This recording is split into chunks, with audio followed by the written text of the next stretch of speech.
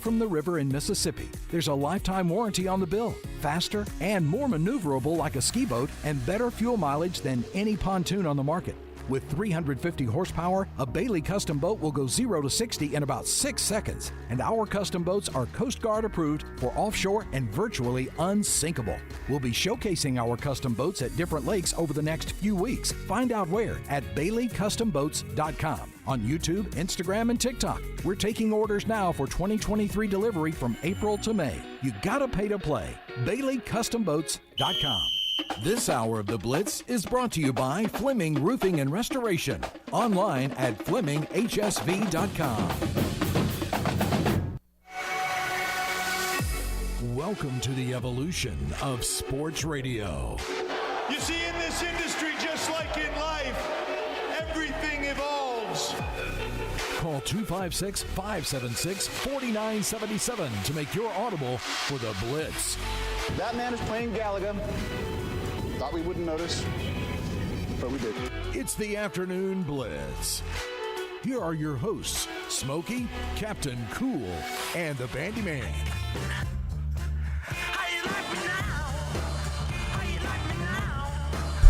Hello and welcome in to a highly anticipated episode of the Afternoon Blitz on the Tennessee Valley Blitz Sports Radio Network. I'm your host, Captain Cool. Oh my goodness, it's Captain Cool. Someone lose a grenade. Oh yeah. Make sure you guys find us online at theblitzsportsradio.com, on Facebook at The Blitz Sports Radio, and on Twitter at @TheBlitz_sports. But if you want to make it easier on yourself, don't even go to our website. Just download our app, start listening to the show with the ease of access that is smartphones. Awesome stuff right there. Also, make sure you guys follow us on Twitch and YouTube at WZZN TV for more than just sports talk. And if you want to join in on any of the conversations today or create an audible, call us at 256-576-4977. And yes, I'm sitting in this seat all by myself. Bandi Man's out in Montana doing whatever he wants. I have no idea. Maybe snowboarding, maybe just like sightseeing. I don't know, but I don't know. Enjoy your time, Bandi. This first hour is brought to you by Fleming Roofing and Restoration. Why? Because they show up. They surely do, and they get the job done when they need to, okay? And you're live hanging with the chillest crew of two in sports radio. To my front is Smokey, my conjo. Don't tease me like, there you go. Well, Bandi's right there with you. If you look at our stream, there's Bandi right there, right next to you, right in front of you. Yeah, there he is. I'm glad you can see him. He's not falling in a pit today. He's just standing right next to the board, and he's having a hell of a time. So let's have a great show today. Ain't that right, Smokey? Right. Well, I got something for you. All right. Oh, wait. I need to probably unmute that. Mm-hmm. Joe Flacco. No, it's too early for this, all right? I was going to say, hey, guys, look at me. I'm wearing my Browns jacket. You know, I got to see Brownie on the... You got Brownie, yeah. I did it. Because you know what? When you're a Browns fan, man, no matter the devastation that comes, you will always be a Browns fan. You can't escape it, okay? It's like I wouldn't say it's like a cult, but I'd say it is like a gang. You cannot leave. Once you're in, you're stuck. And no, we may not be slamming each other through tables, but we sure as hell feel like we want to, okay? At least our heads, because after that loss yesterday, oh, golly, I was almost done. Joe Flacco. It's too good. No, but seriously, I can't believe it. Of all things, it had to be Joe Flacco. I mean, you were teasing me. You were teasing me all week. And, you wanted to talk about Flacco the whole time last week. I was all for it, okay? Because the Browns, they were set to win. In my soul, I just was like, this is going to be an easy game. We're going to have a fun time. Go out there, really get to expand on the offense, get to really shine on the defense like we have been. But holy crap, what is up with the Jets? Their offense was going all over the place on this supposedly stellar Browns defense. God, I mean, 14 points in a minute 22. Don't remind me. A minute 22 and 14 points. Let me tell you, when you're a Browns fan, you're never sitting comfortably if you're watching a game, okay? And I finally got to the point. The disrespect that I felt after getting so excited that the Browns were going to win their second game in a row, start the season 2-0 for the first time since 1993. I haven't even seen them go. I haven't seen them go 2-0. Never. Never. Just a shame. I see Nick Chubb running in. I'm sitting with my girlfriend. She's getting to experience history, okay? I'm having a great time. I'm like, maybe my girlfriend will start getting into this stuff a little bit more. Maybe she'll be a Browns fan with me. Maybe she'll suffer. Maybe she won't have to suffer. You trying to bring her into absolute pain and suffering is hilarious. Of course. But let me tell you, I saw Nick Chubb going to the end zone. I was sitting comfortably on that couch. And then the stream we were watching the game on, it went down, okay? After the touchdown that the Jets had, which was blown coverage on the Browns defense, inexperienced, undisciplined, and they score a touchdown, quick touchdown. Oh, and don't forget, the star kicker, Cade York, missed an extra point to make sure that if they scored those two scores, those two touchdowns, we'd lose. We won't. And the stream went down right before the onside kick. Your stream went down before the onside? The stream went down directly before. We saw the kicker put down the ball sideways. He was about to hit this. We were all talking to each other like, wow, well, this is, we're done, The stream stops. I'm like, wow, this is terrible timing for this. But it's okay because you know what? The possibility of the Jets recovering is like 5% because the onside kicks are literally almost impossible. And when we're reloading the page, we see on these comments on the side, okay, which are highly offensive. If you guys go on some of these streams, they're terrible. It said, wow. And then I saw Jets. I saw a bunch of stuff. I saw Amari Cooper. Like, why is he on? You know what? I didn't go back and ever watch the onside kick. I didn't because I didn't want to experience it. We got back to the game. I noticed that the Jets have the ball. I'm done. I'm just done. Jets go down, score a touchdown, win the game 31-30. Couldn't even get it to overtime. Man, that stings. At least with my team, I understood what the inevitable was going to be. Yeah. Because, me, a Bears fan. Yeah, Rogers owns the Bears. Yeah, it's not a good combination. He is right the there. mayor of Chicago. And just to prove a perfect case in point, last night in my DFS play for that Sunday night matchup, 5 Packers, 1 Bear.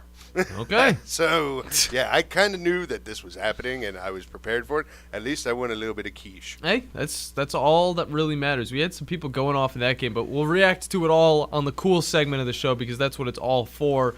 Smokey, tell them where they could find us on the Twitters. Please. Well, you are been so flustered with the Browns right now that I'm not going to talk about it for the rest of the day. Okay, I will stop talking about it. I will go through the whole set of particulars just to let you cool down a little bit. All right. Okay. You can follow us on Twitter. You can follow me. I'm at Rose Scholar. The captain's at CPTCool420.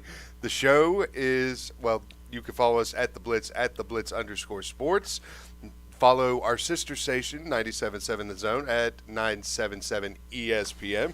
Twitch.tv/977 ESPN is where you need to go follow the page or subscribe to the page over there. And subscribe on YouTube.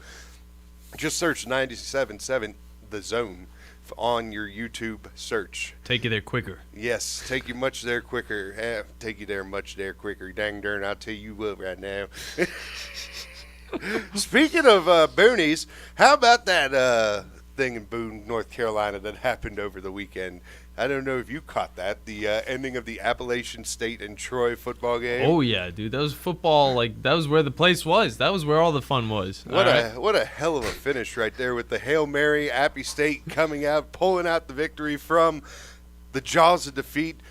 Former Grissom High standout John Summerall had a signature win as a head coach, ready to rock and roll, and then it fell by the wayside via Hail Mary. And speaking of Grissom High School, we have another Grissom High School alum, Jason Swain, former volunteer wide receiver and part of WNML up in Knoxville, Tennessee. He's going to be joining the show at 3 o'clock today. Nice. As we've got Florida week for us of all fans, and I don't know what to think.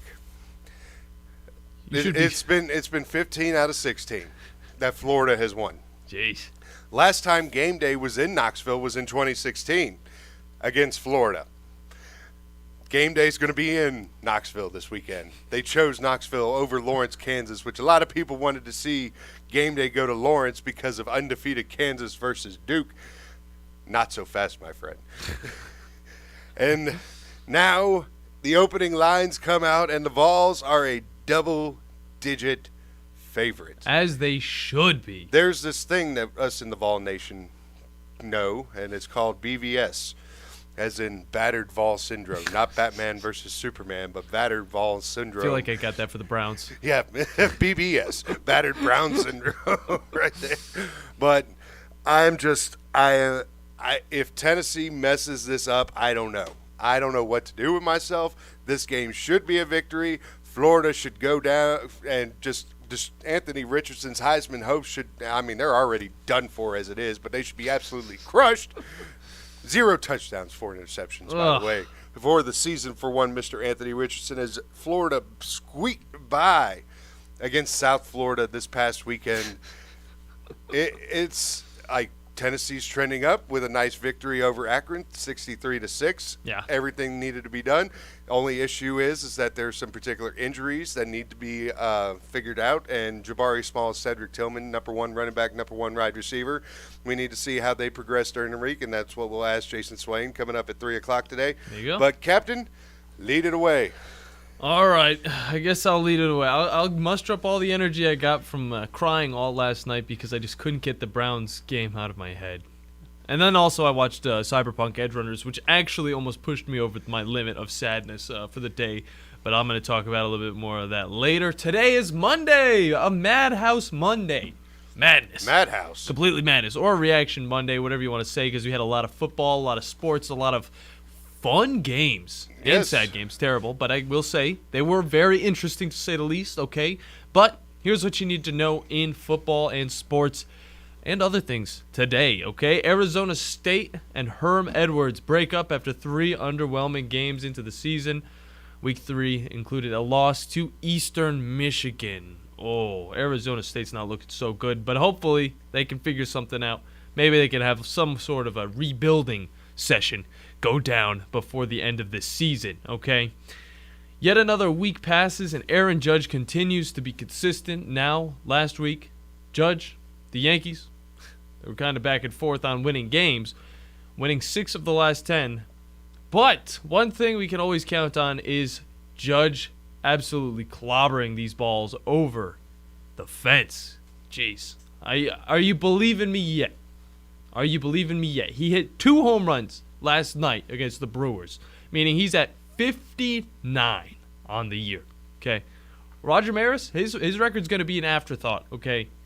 It's going to be an afterthought, and I just think he might not beat Barry Bonds, but I have a feeling he's going to get to 70, okay? I just saying. Nah. You don't think so? Why? We still got, 16 games left in the season? Plenty of games. Plenty of games. Yep. Now, granted, he's done some damage doing some double-ups and all that. Yeah. Like I said, he's going to pass Maris, in my opinion. I think 63 is that magical number that Judge is going to hit. I just don't think 70's up in the cards. Okay. Hey, I like to be a you know what overachiever. you need to worry about? Just make sure that the Yankees get that first-round bye. Either way, they're going to win the World Series, so You wish. they'll try. Maybe my speculation on the Yankees going into the playoffs, I think they're gonna be a little rough. Okay, they're either gonna start off rough or they're gonna just kind of break apart later on.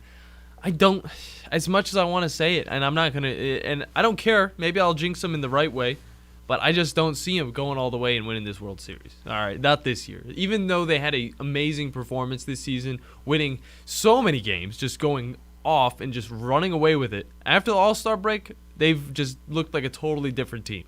Some in good ways, some in bad ways, but if they could win the World Series this year, I will be surprised. But well, right now, if the season ended today, granted, we've got 16 more games left to go for a majority of teams. Your New York Yankees would be sitting at a 2 seed, while the Astros would be having the 1, and it looks like that the Yankees would probably be playing the winner of a wild card setup with the Blue Jays and the Rays, as it looks like the Mariners would face the Cleveland Guardians in a best-of-3 series, which Cleveland, what the hell? Hey, they're a young team. They can't go all the way. They can't do anything this season. Well, look at them now. The glow up. It's wonderful. It's wonderful.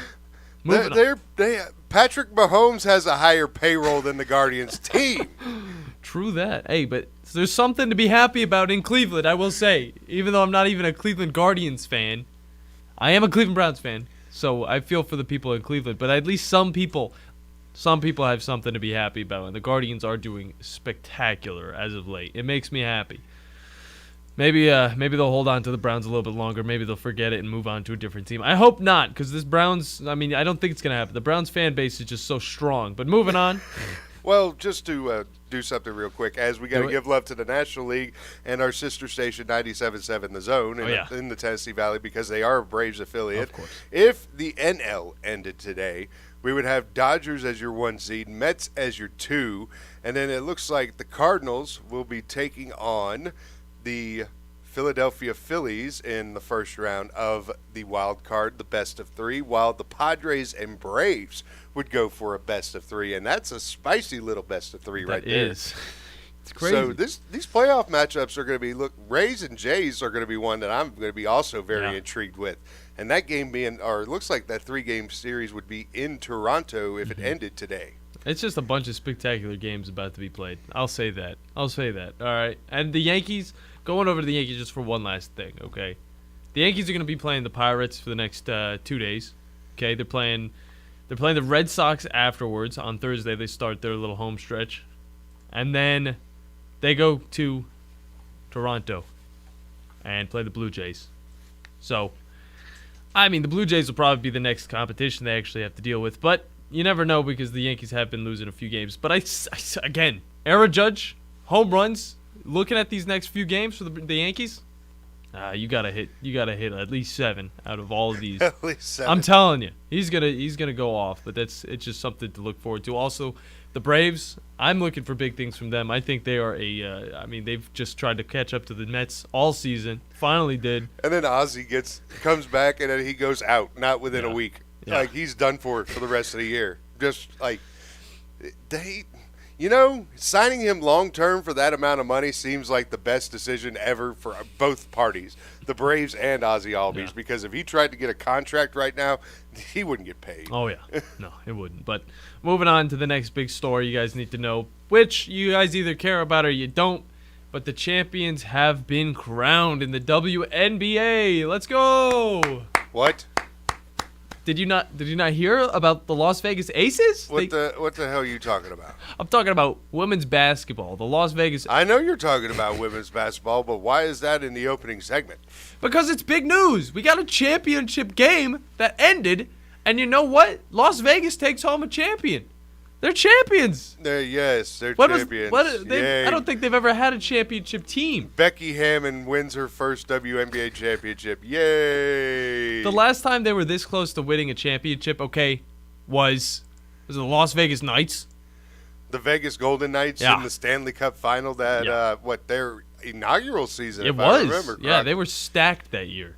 They lost, but, they were stacked for most of the part. I thought they would win the cup, but I guess they didn't. That just makes me want to check out what the ratings were. I need to check, see if they got the... Yeah, go check that. Check that. No, they don't have any of the weekend ratings out yet, which probably more than likely will be coming up tomorrow. Oh, okay. So we will get the ratings on that one, but I don't even think... I'd say 725,000 watched that game. It's a very specific number. Very likely, though. It probably is going to be lower because they went head-to-head with the King. Yeah. And the King being the National Football League. Yeah, that is true. Okay, and speaking of the National Football League, the next story is probably even more popular because it's probably bigger news than just, a women's championship, I would say, I guess. But Trey Lance has he's already out for the season, all right. And he had to leave early in the 49ers Seahawks game, and he's still unproven. And we got to see a little bit of Jimmy G coming, baby. Whoa. At least put a little bit of context in there. And you're making it sound like Trey Lance was sucking, which he did. No, I won't say he that. actually was not doing too well at all. And look, he's unproven. He keeps either getting injured or just not playing. He hurt his ankle. He broke his ankle, to be more specific. He's out for the rest of the season, so it's back to being Jimmy G time, okay? Jimmy flippin' G. Guy should be on the Cleveland Browns right now. He's not. But he's going to take the freaking 49ers to a Super Bowl now. Well, the 49ers were absolutely smart of giving him that high-end backup quarterback money right there. You had to know. Look at how smart they are now, because it looks like Jimmy G's going to be taking over for the season, and the San Francisco 49ers are going to be looking like the same team they were last year that went to the NFC Championship game. I mean, I understand why they'd want to go away from Jimmy G. You know, he's very injury-prone, okay? And he's pretty good whenever he's actually on the field, but he is injury-prone. He could win games. He just needs to stay healthy, stay on the field. I don't know what's going to happen to the 49ers, though, if he's done. If he gets injured, I don't know. But, yeah, it was a spectacular performance by him. He had 1 touchdown, 154 yards passing. Not really spectacular. I mean, Geno Smith had more yards passing, but he didn't have any touchdowns. Seahawks just, I don't know what's going on. They're going to be hit or miss this season for the rest. Maybe that first game was a little too much hype. Maybe the Broncos secretly just suck really bad.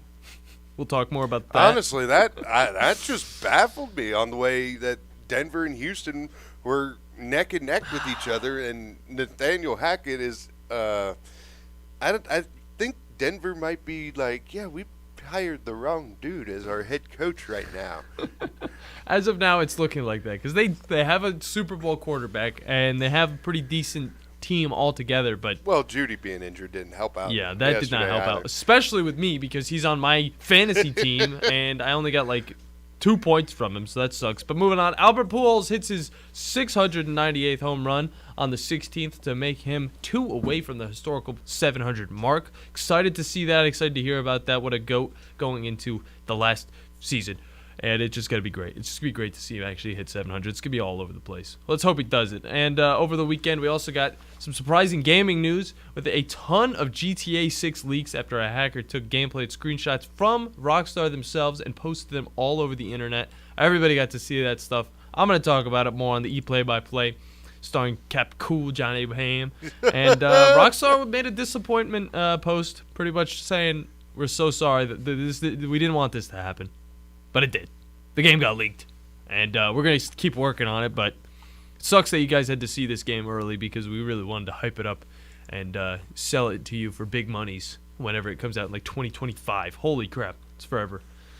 That is a long, long time. Yeah, it's some time to wait. Well, also, I mean, you're talking about winners and losers, and that seems to be like an ultimate loser setup right there. Yeah. But if you want to give us your winners and losers, you could go to the on Twitter at @theblitz_sports and got a tweet out there saying who are your winners and losers for the weekend. Respond to that tweet with what you got. And Sugar Steve tweets out a picture, a GIF of Stetson Bennett, which something's confusing me. What do you mean? People are now saying, and these are like not respectable college football media people, like Barrett Sallee being one of them of CBS Sports, that Stetson Bennett is the front runner for the Heisman right now. I don't know about that. He could barely keep his lunch in his mouth this weekend. And with that, I've got the top 10 best odds currently on FanDuel from the FanDuel Sportsbook on who would win the Heisman. We have Travion Henderson, the Ohio State running back, at plus 5,000, which means you win $5K if you bet 100. Mm-hmm. KJ Jefferson for the Pigs, which Bobby Petrino almost wrecked some stuff with them this past weekend. He's at plus 4,000, along with DJ Oogie Ugalele. Will Anderson and Hendon Hooker as well, the Tennessee quarterback, at plus 4,000. Dylan Gabriel, the Oklahoma quarterback, is at plus 3,000. Stetson Bennett is in the top 5 at plus 2,000. Jeez. Alongside J.J. McCarthy, the Michigan quarterback, who has been absolutely surprising. Granted, if you look at Ryan McGee's bottom 10s on ESPN.com, Michigan's played 3 of the bottom 10 in their first 3 games. They have played nobody outside of the bottom 10. There's a reason why they're doing pretty good. And then you got a 3-way tie as the favorite right now at plus 300 between Bryce Young, C.J. Stroud, and Caleb Williams, which honestly, that's the three-man race. I'm seeing C.J. Stroud. Okay, he's got the upper hand, at least on 247sports.com. But they say plus 250. Okay, second. You know who's got an upper hand though on Cleveland? Flacco. Joe Flacco. Yeah. Okay. We're coming back, and we're gonna do it. All right. We'll talk more about this when we come back from break. Let's face it, Bills. You're listening to the Afternoon Blitz. AVIQ. Who is AVIQ? AVIQ is audiovisual the intelligent way, where we put our IQ to work for your AV needs. With more than 100 years combined experience in audio, video, and automation, our team of experts is dedicated to one thing, helping you discover technological solutions that make your home special. Once you experience a game or a movie on one of our state-of-the-art home theater systems, you may never leave the house again. AVIQ can build the entire system for you or provide the quality components if you're a do-it-yourselfer. But AVIQ is more than just home theater and state-of-the-art sound systems. We offer a variety of control options for home technology. Energy efficiency, heightened security, and improved quality of life are all attainable through the automation of home systems. Intuitive and user-friendly control is our main priority in designing a system that meets your needs. Don't just take our word for it. You need to see it to believe it. Come visit us at our state-of-the-art showroom on University, just east of Jim and Nick's, across from AT&T, or visit aviqhsv.com. I'm here with Stan McDonald of the Stanton Law Firm. Stan, I guess you are the Stanton in the law firm. Yes, Wes, that's me, and we started the Stanton Law Firm so that myself and 4 other attorneys with me can help clients litigate, negotiate, and creatively solve legal and real estate problems. Now, Stan, you grew up on a family farm in this area and have made a name closing on houses and land with your closing company, Jacob Title. I grew up on a farm which used to be in the country. That plus having closed on so many homes and farms, one of my colleagues started referring to me as a classic dirt lawyer.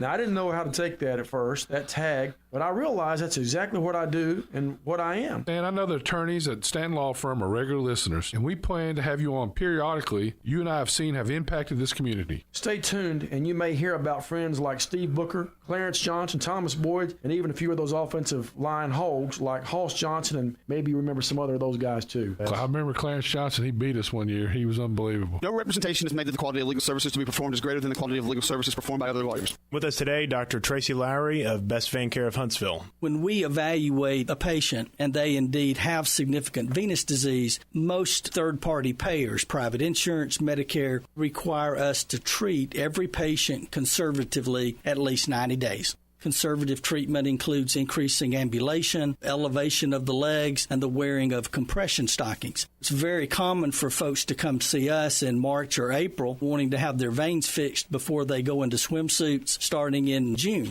When we see someone in March or April, they're going to require at least 90 days of conservative treatment before we can even go to the insurance carrier to get permission to treat their veins. So if you think you have a venous problem, now is the time to come in and get a free screening so we can determine whether or not you need something evaluated.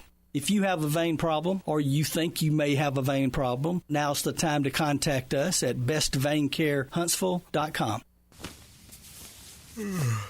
What's the matter, honey? Can't sleep? Ugh, it's this heartburn. At night, it's the worst. Heartburn? Again? Yeah, I'm done with it. I'm going to kick acid with Rolaids. Rolaids Advanced goes to work instantly for powerful relief of your worst heartburn, bloating, and gas. Feeling better? Much better. That was fast. Mm-hmm. Kick acid and gas with Rolaids Advanced. Hooked on a feeling. I'm high on believing that you're in love with me. Bow, bow. Welcome back to the Afternoon Blitz here on a Madness Monday, aka a Reaction Monday, because we got a lot to talk about. Captain Cool here alongside Smokey Mike Honcho, the guy keeping the tracks flat and all that willy-baloo. I don't know. I have no idea. It's a Monday. We're the ass boys. Thank you. Yes, if you guys want to join in on the conversations today or create an audible, call us at 256-576-4977. Make sure you guys remember that this first hour is presented by Fleming Roofing and Restoration, because they show up and they do a hell of a job getting your stuff done. If you guys want to follow us on Twitter, go to the Blitz_sports, and you can also find me at CPTCool420, which is my birthday. Don't get the wrong idea. And then Smokey Mike Honcho at what is your Twitter handle? At Rose Scholar, because Rose I Scholar. am a scholar. Because he's an actual scholar. I mean, it's just what he is. He taught me everything I know. Oh God. But guys, I'm wearing my jacket, my Browns jacket. I'm looking extremely cool. I'm super warm. I'm really ready to cool down a little bit. So let's get into the news of what's cool. Oh, you mean you want me to hit the button? I mean, I would like you to hit the button if you could, but I mean, it's this button right here. Yeah, it's completely up to you. My not bad. that one, not that one. There you go. Damn it, not that one. It's getting hot in here. So hot in here. Whew. I can't even take my jacket off. I say ball. So it's time to cool down with Captain Cool. You know what cool is? My jacket. You're looking at. That's right. And yeah, you'll hear me talk about my jacket quite a bit today. Make sure you guys go and watch the stream. It's on YouTube, on Twitch at WZZN TV. If you want to get to the YouTube stream, look up 97.7 ESPN Radio, and you will Don't forget about Facebook and Twitter, my friend. Yeah, you can literally watch us on anything. Okay, go to the Twitter, the Blitz_sports. You can watch the stream there. You can watch it on Facebook. Really, just anything. We just make the ease of access, and the stream will just get better because this studio is going to get better. I tell you that much. I promise you that much. It's going to be looking very, very cool in the next month or two. I have no idea. I have no idea when this stuff's going to come in. We got a lot of upgrades we coming need to it. people to order things first. Yeah, we do. Yeah. But guys, we had an amazing week in football. The NFL amazed me, at least in particular.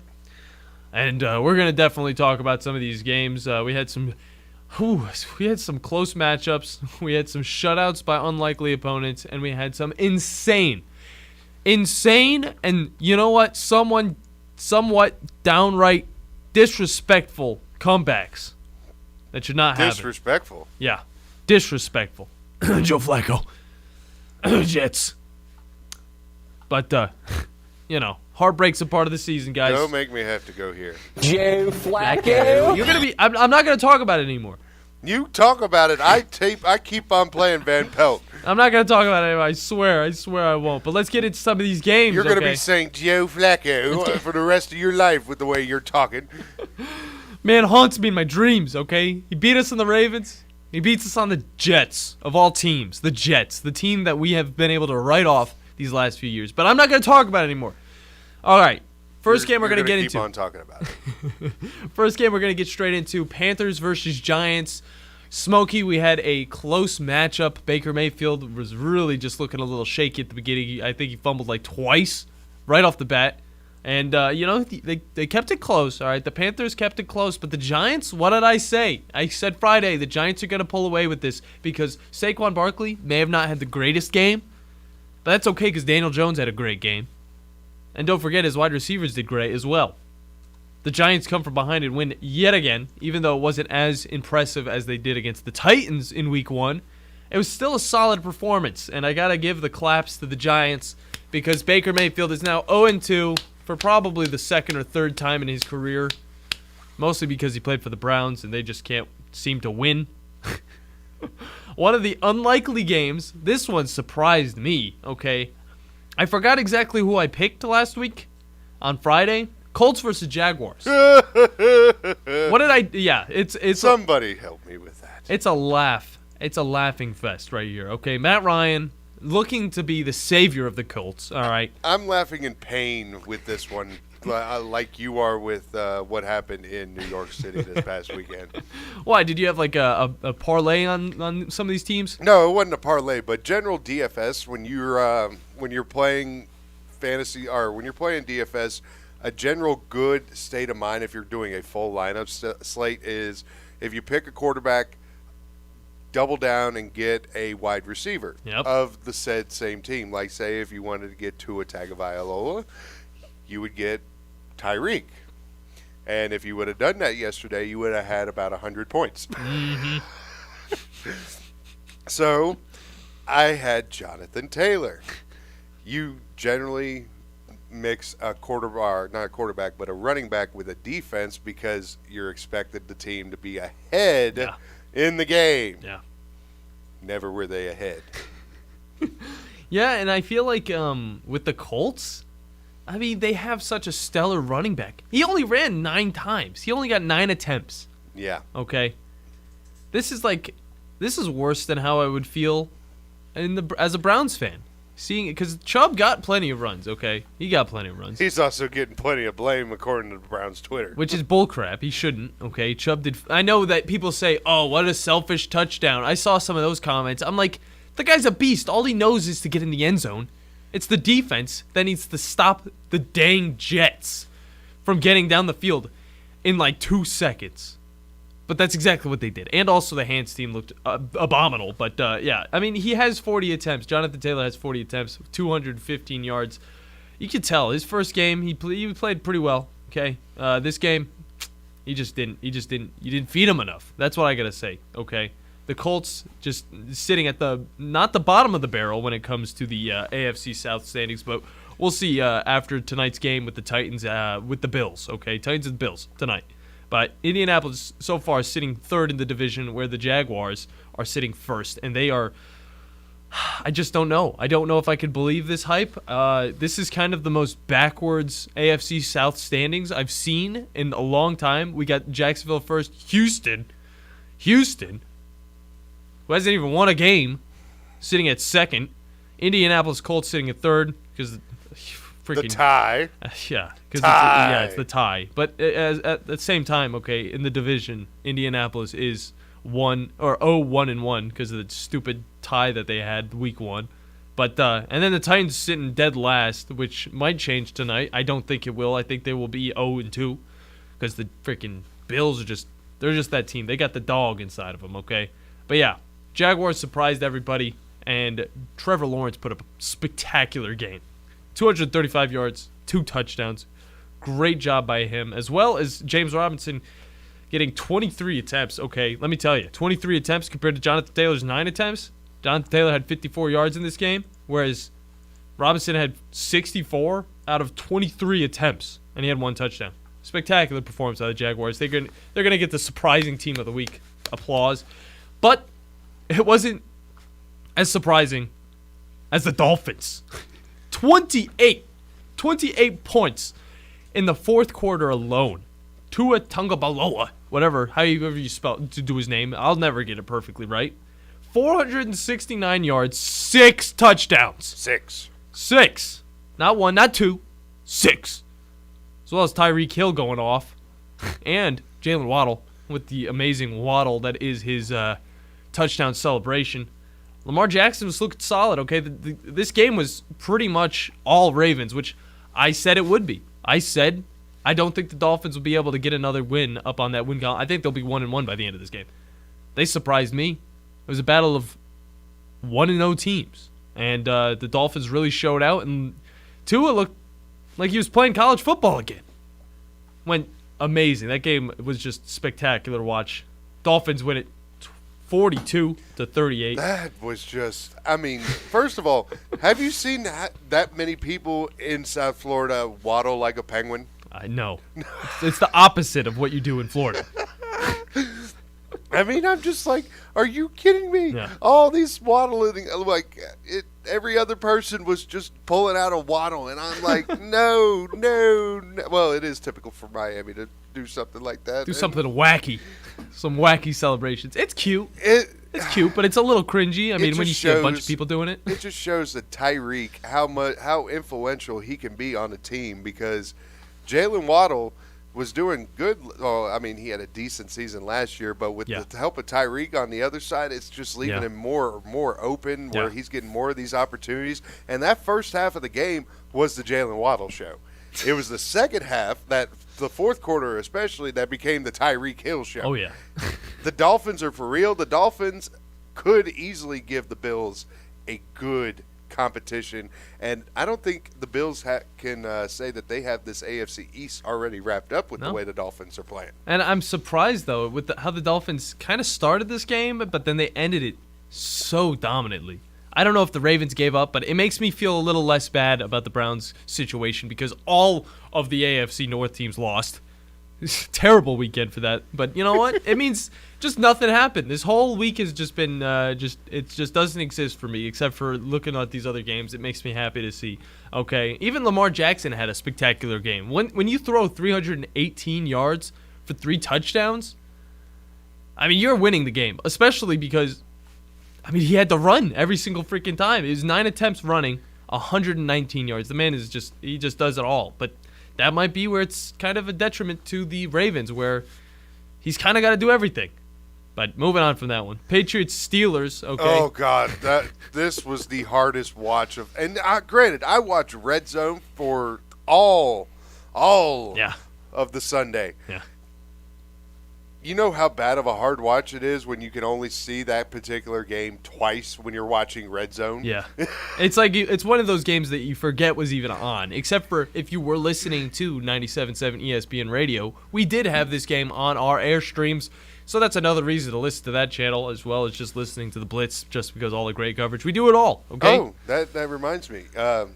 I forgot about the particulars of getting the app. You need to get the Blitz Sports Radio app, which you can search the Blitz Sports Radio in your Google or Apple store.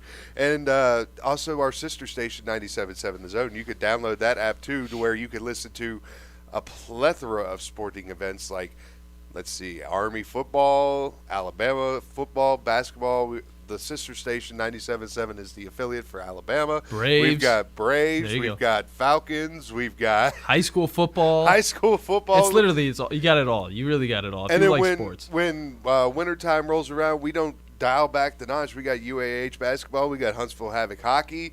We just got it all for live sports in this particular area. Yeah, and I mean that's another great thing though about the Blitz because it's everywhere. We could do anything. We could really stretch out and talk about anything, and that's why you guys should definitely call us and tell us how you guys feel about your favorite teams, either losing or winning. But the Patriots got the win against the Steelers, which kind of made me a little more happy. But at the same time, the whole time I was watching the Browns game, I was like, should I put the Steelers defense in? No. I would have gotten 2 points from the Steelers on fantasy compared to the Browns 0. So I mean. Either way, it's a loss for me because the Patriots defense got like 10 points, and that was my mom's team. So, yeah, fun.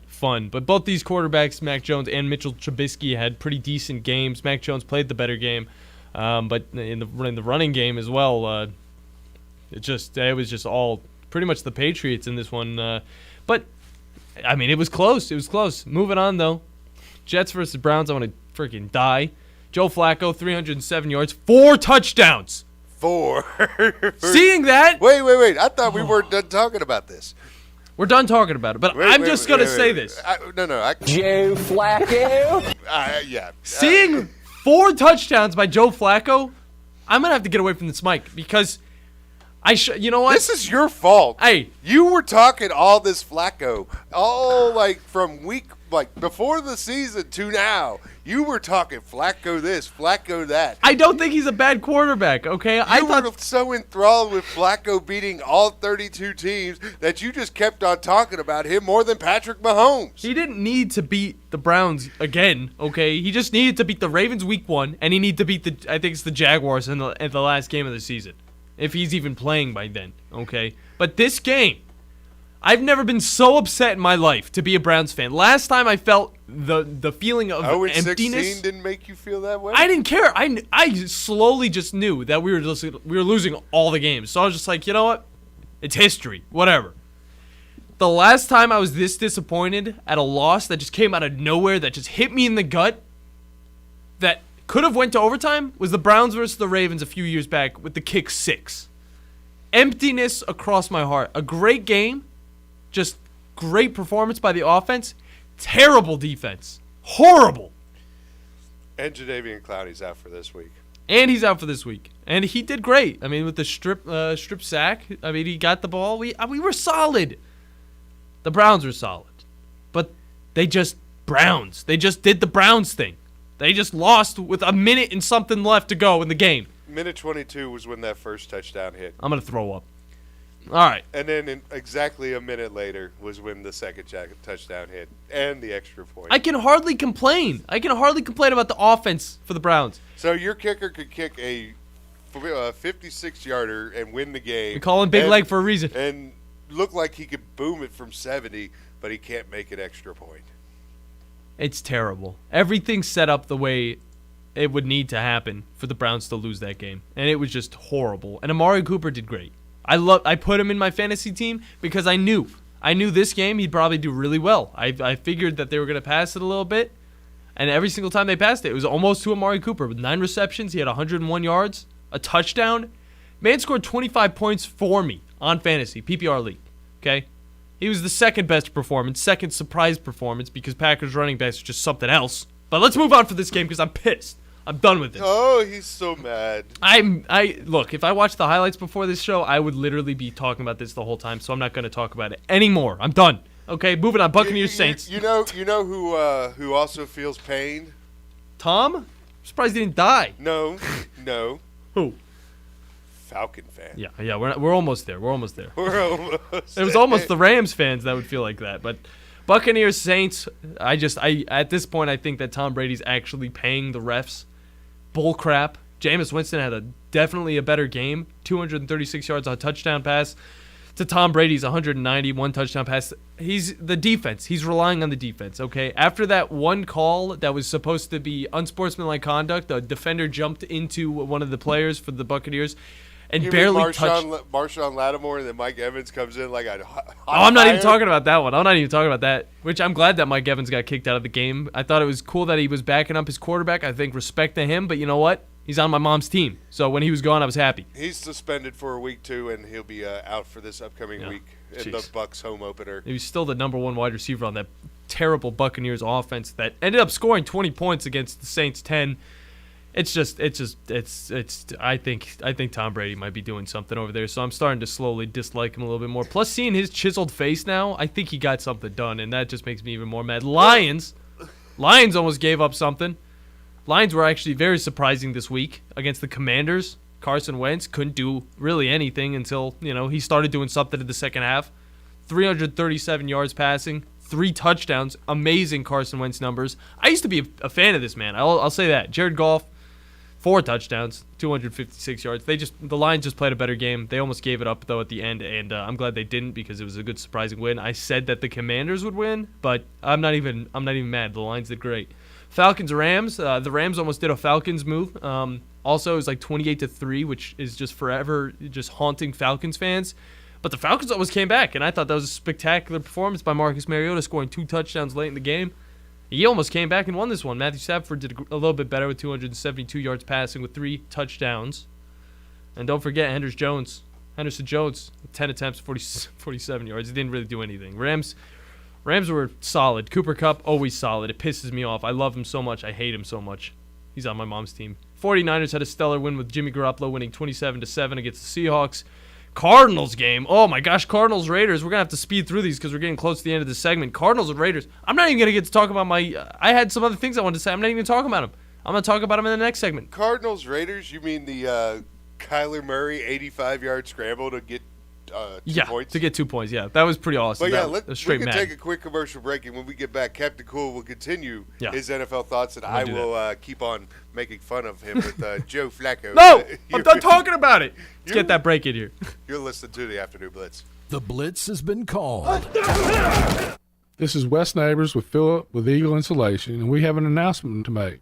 Yes, Wes, we are now Eagle Masonry and Insulation. Still a place to call for your installation needs, but now we offer masonry services. What kind of masonry projects can you handle? Wes, no job is too big, no job is too small. We can do renovations, new construction, outdoor fireplaces, fire pits, brick landscape borders. Well, when you came out to my house, you did both the insulation and masonry at the same time. You guys did rock for me, you did brick for me, and you insulated my house. That's usually done at the same time that you're building a house. Absolutely. It really capitalizes on 2 services you need at the same time, and you can get one company to handle both of those. Philip with Eagle Insulation will come out, do your installation. He'll do your masonry. They do a great job. They guarantee your work. Check out more online at insulatedwitheagle.com and schedule your free examination today. 256-755-1556. Thanks, Wes. Are you tired of chasing a roofing contractor to show up on time or even show up at all?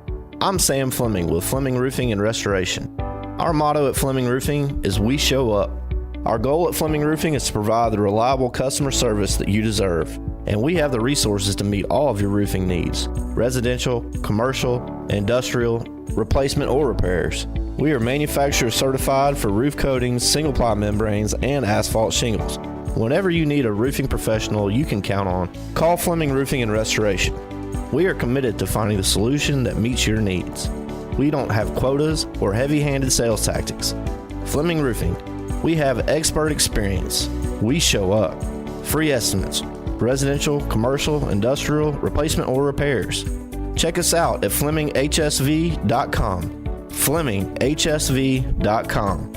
When you need a quick response, it's Fleming Roofing and Restoration. We show up. TOC Sports has been there for you. Now, you're probably asking yourself, what does that mean? It means for more than 20 years, Alabama's largest orthopedic group has been there providing coverage and care to more schools and student athletes in the Tennessee Valley than any other group. It means whether you are the star football player, the all-region volleyball ace, or someone who hurt their knee in a weekend pickup basketball game, TOC Sports physicians are proud to have the opportunity to care for all your orthopedic needs. It means for parents, coaches, athletes, desk jockeys, or even weekend warriors, TOC Sports physicians continue to meet and exceed the orthopedic and sports medicine needs of our community. But most importantly, during these challenging times, we're here for you now and will continue to be here. So as long as there are players on the field, games to be played, and contests to be won, the orthopedic specialists from TOC Sports will be ready to help. We don't know what the future holds, but you can count on the TOC Sports team to stay committed to you so you can stay in the game. Call 256-539-2728 today and ask to see a TOC Sports physician. Check them out online, also Facebook, Twitter, and Instagram. The safety oath. Repeat after me. I will safely bring safety to my facility and keep it safe. I will safely keep my people safe. I will put safety first in everything I do, and I will safely do so with Grainger. When you think safety, think Grainger. Grainger's got over 100,000 safety products to help keep our facility safe and our people safer. When it comes to safety, Grainger's got your back. Call clickgrainger.com/safety or stop by. Grainger, for the ones who get it done. Listen to the wind blow, watch the sun rise. Oh, yeah. And in the shadows, damn your love, damn your life. Like breaking the chains, Welcome back. Oh, I love it. To a Madness Monday here. You know who broke the chains? In No Man's Land. Who broke the chains? Joe Flacco. I'm done talking about it. Don't make me. I'll bring Summer in here. She watched the game with me. She knows the disappointment. She felt 15 years probably of Brown's disappointment in that one. Maybe even more. That is just. Joe Flacco. I'm done talking about it. Anyway, 256-576-4977 is the phone number to get in. Smokey alongside Captain Cool. No Bandi. I don't know. What is Bandi doing today? I mean, you think he's go checking out some buffalo or some bison? He's gotta. I mean, he's roaming the plains. The pictures he sent me from Montana, dude, that place looks beautiful. I gotta get out west. I gotta get west. I gotta go for a vacation. Not during football season though, because I got a lot to talk about. You should go like in January. You know what? As soon as the season's over, I'm getting out of here. Are you going to Montana? Please tell me you're going to Montana. I'm gonna go to Montana. I'm gonna go to Montana in the shag wagon. In January? In January. Oh, that would be glorious. I'm gonna get stuck in Montana because the snow is gonna kill me. But let's continue on with some of these football scores so we have them out of the way. Because we got a guest coming up in the next hour. Who is that guest? We got Jason Swain, former Tennessee volunteer wide receiver, former Grissom High standout as well. And he'd host a radio show, Josh and Swain, on 99.1 WNML, the sports animal up in Knoxville, as it's Florida week. Yeah, so, Florida Hate Week. Oh, yes. And this is a Florida week that I have been itching for a long time. But anyway, continue, Captain Cool. All right, moving on with these games. Okay. The disappointment continues. The good scores, though, I mean, it was exciting as well. Cardinals Raiders is what we left off with. Cardinals, they were out of this game, okay? Las Vegas was having a party, all right? The fans were having a great time, popping champagne in the crowd. If you saw any of that stuff, it's pretty funny. And then it ended with a overtime loss that just was not the Raiders' favorite. The Raiders are now 0-2. Derek Carr's still going to be a Hall of Famer. Oh, you wish.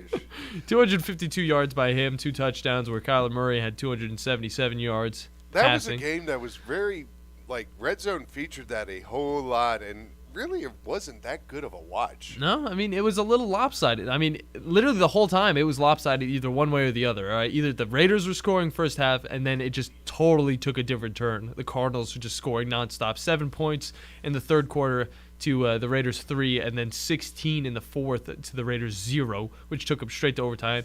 And that overtime was pretty messed up, okay? We had Hunter Renfrow fumbling the ball twice. The second time was oof. Oh, if that was me, okay, which I fumbled. I'm a wide receiver that fumbles sometimes, all right, when I used to play. That's tough, especially if you do it 2 times. He was saved on the first one, though. Moving on. Bengals and Cowboys. Bengals looking like a complete wreck. Don't know what's up with them. Cowboys, you know what's funny about the stats right here I have up in front of me? It doesn't even show, Cooper Rush's stats. It just, for the Cowboys quarterback, it's just a dash. Cowboys win that one 20-17. They were pretty spectacular in the beginning, but the Bengals almost had something to say about that. Bengals now are 0-2, which is so good for me because, you know what? I don't think they're that good. But I think they could put up a little bit of competition against the Browns, but the Browns need to make sure they get out in front before they have to face up against them because Joe Burrow could somewhat go off on the Browns. The Bengals are now officially dead last in the AFC North, as everybody else is 1-1 compared to the Bengals 0-2. Browns should be 2-0, but I'm not talking about that. But you know who's it's still amazing to see Jacksonville in first in their division. It is weird because it hasn't been like that in a while. And I'm sorry, Titans fans. I'm basically writing this one off. I think the Bills are going to get it done tonight. I do too. I think the Bills have an overall just stacked team, whereas the Titans have a running game. But other than that, I don't know. They're looking pretty sloppy when it comes to passing. The Titans had the coaching.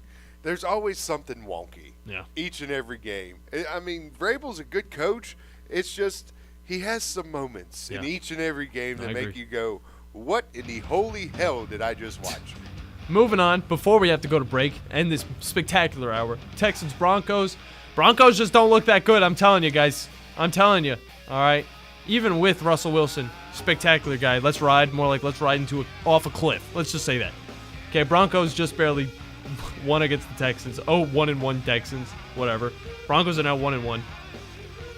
They won that game 16-9. Then the Packers, complete dominance against the Bears, doing exactly what the Packers do as of late. They lose the first game in a disastrous way and then go off and get stuff done in week 2. Continue to be great. Packers win 27-10. Chargers, Chiefs. Chiefs got the win. That one, you guys all know that happened on Thursday night. That already. But on the other side, Captain Cool, we got Jason Swain of WNML in Knoxville talking balls and Gators. You're listening to the Afternoon Blitz. Do you have discomfort in your legs?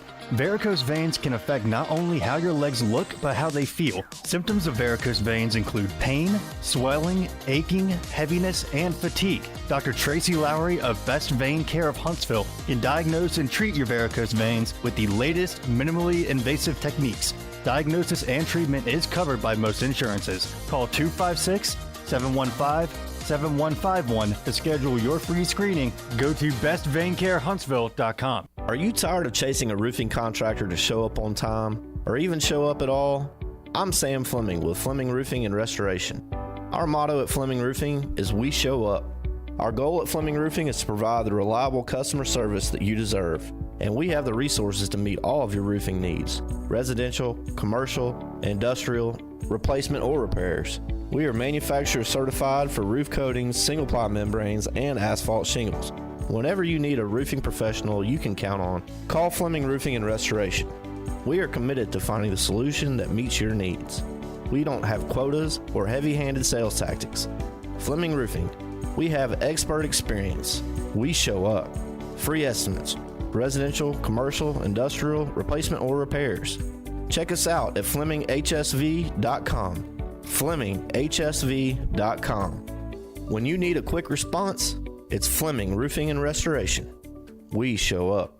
Tom Luganbill here for my friends at Woody Anderson Ford. Bobby White and his team take great pride in their service department, and you can see it the moment you walk into those beautiful new service lanes. And just like a championship team, they all work together to make sure your experience is second to none, whether you drive a Ford or not. Also, check out the gold certified pre-owned inventory at Woody Anderson Ford for great deals every day. Stop by and see them at Jordan and Sparkman or at Woody Anderson of Madison on Hughes Road, or visit WoodyAndersonFord.com. Here's Bobby White from Woody Anderson Ford on their service department. President's Award winner 2 years in a row. That's only given to the top 10% of Ford dealers in customer satisfaction. So we're very proud of the service department. And our body shop. If you happen to get into an accident, which not a lot of people just want to go down and see a body shop, but if you get into an accident, award-winning body shop. We have state-of-the-art paint booths back there. They're waterborne paints that we use, friendly for the environment. We've got our production system, the way things are in and out. We have the fastest cycle rate in town of getting your vehicle in, getting your vehicle out, and assured that it's fixed right. We take pictures before it's wrecked, and not only after, but we take it as we're putting the parts on. All done to above industry standards. So I'm proud of our body shop too. Don't forget our parts department. So you don't have to need parts, performance parts, or just parts if you're a weekend mechanic. Woody Anderson Ford, located at the corner of Jordan and Sparkman, as well as Hughes Road and Madison. You can also check out the great deals at WoodyAndersonFord.com. This hour of The Blitz is brought to you by Fleming Roofing and Restoration. Online at FlemingHSV.com. Welcome to the evolution of sports radio. You see, in this industry, just like in life, everything evolves. Call 256-576-4977 to make your audible for The Blitz. That man is playing Galaga. Thought we wouldn't notice, but we did. It's the Afternoon Blitz. Here are your hosts, Smokey, Captain Cool, and the Bandi Man.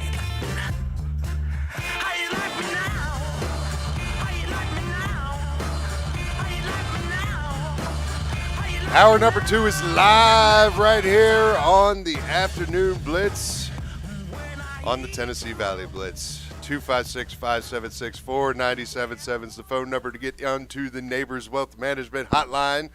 Smokey alongside Captain Cool right here taking you to 4 bells. Now that Neighbors Wealth Management Hotline, that's not going to be needed for any of you callers right now. No offense, but on the line right now, we've got a fantastic guest, a guy who – I can't believe I'm saying this. I've known for over half my life now. No. That is a bad thing to say. But former Grissom High star, former Tennessee Volunteer great, nice, and the host of Josh and Swain on WNML up in Knoxville, Tennessee. One Mr. Jason Swain joins us. Swain, what's happening, man? What's going on, guys? What's up? Not too much, and just enjoying this time here in Hunts Vegas as always. Our alma mater's not exactly doing the way that we used to, but yeah, I digress. That's just it's something that it is. Anyway, onward to better things as this Tennessee football. Oh, do what? But onward to better things, which is this Tennessee football team right here, and the games against Ball State and Akron have been exactly the way they need to be. Just nice victories to get you tune everything up. Everything starts looking good. Defense has been playing a lot better, but that pick game, that's the game that got me. And it's as a fan, I'm one that's not used to seeing breaks go the Vols' way compared to what we've seen over the last 8 years of being Vol fans. This pick game showed a lot of moxie with this Tennessee team. And what are your thoughts with the first 3 games of this season? Well, I mean, the pick game showed us that they can win in a different way than just offense. I mean, last year it was about offense. And where Tennessee fell short, it was because the defense just didn't have the depth, didn't have enough talent, and the offense just couldn't do everything. And the pick game, the offense sputtered early. Tennessee goes down 10-0. It was a defensive play by Trayvon Flowers, interception in the end zone, that prevented the game from being 17-0. They got to the quarterback. They knocked him out of the game. They got to the backup quarterback, had him limping. Did a good job stopping the run, except for a long 70-yard run from their starting running back. But it was a defense that really uplifted the offense and the special teams. I mean, you had a muff punt, you had a punt block during a third quarter where Tennessee was supposed to put the game away. So that's one thing I learned about Tennessee is that this team can win in other ways than just offense. Yeah, and for me, I usually write off Tennessee. I'm an Alabama fan, I will say. I'm an Alabama fan. I write them off when I see all this hype that's going on. They have a few games in the beginning of the season that look decent, but they truly aren't. They just haven't looked like one of the top teams. Now, the rhetoric at Tennessee is just like, this is a real team. This is an SEC team. This is a top-class SEC team, from the looks of it at least, okay? Ball State, they won 59-10. Against Pitt, they won 34-27, and then they had an insane game against Akron. But we're looking forward, all that stuff. Florida's going to be a little bit more competitive, but maybe they won't. But for these first three games, though, who has really surprised you on this Tennessee roster as a standout player this year? Surprise. Well, first of all, I appreciate all the backhanded compliments there about Tennessee. Captain Cool. Yeah. Thank you, Captain Cool. Hey, I will deal say with this every day. They are good. They are a good team this year. All right, I will say that. So continue. Surprising me, it's hard to say because I follow this team so much, and so there have been some breakout guys that I think the world haven't really got a chance to know about. But here we kind of understand that these guys were going to break out. Jalen Hyde is a guy that right now leads the team in receptions. Had the same amount of touchdowns as Cedric Tillman. Had a breakout game last game against Akron. Whether it's Akron or not, he was a guy that never really was the leading receiver. Yeah. So he's one you can mention.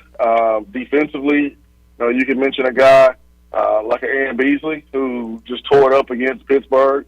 Had a rough go of it last year, first time playing linebacker, but he's done really well. Kamal Haddon at corner, he's Tennessee's best corner.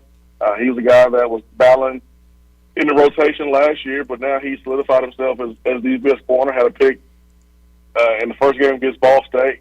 Got his hands on one against Pittsburgh. I thought he had an interception last week against Akron, but he's Tennessee's best corner. And those guys right there on defense, I think, are very, very, very important for Tennessee to be successful. But offensively, I don't really have much surprises other than Jalen Hyde.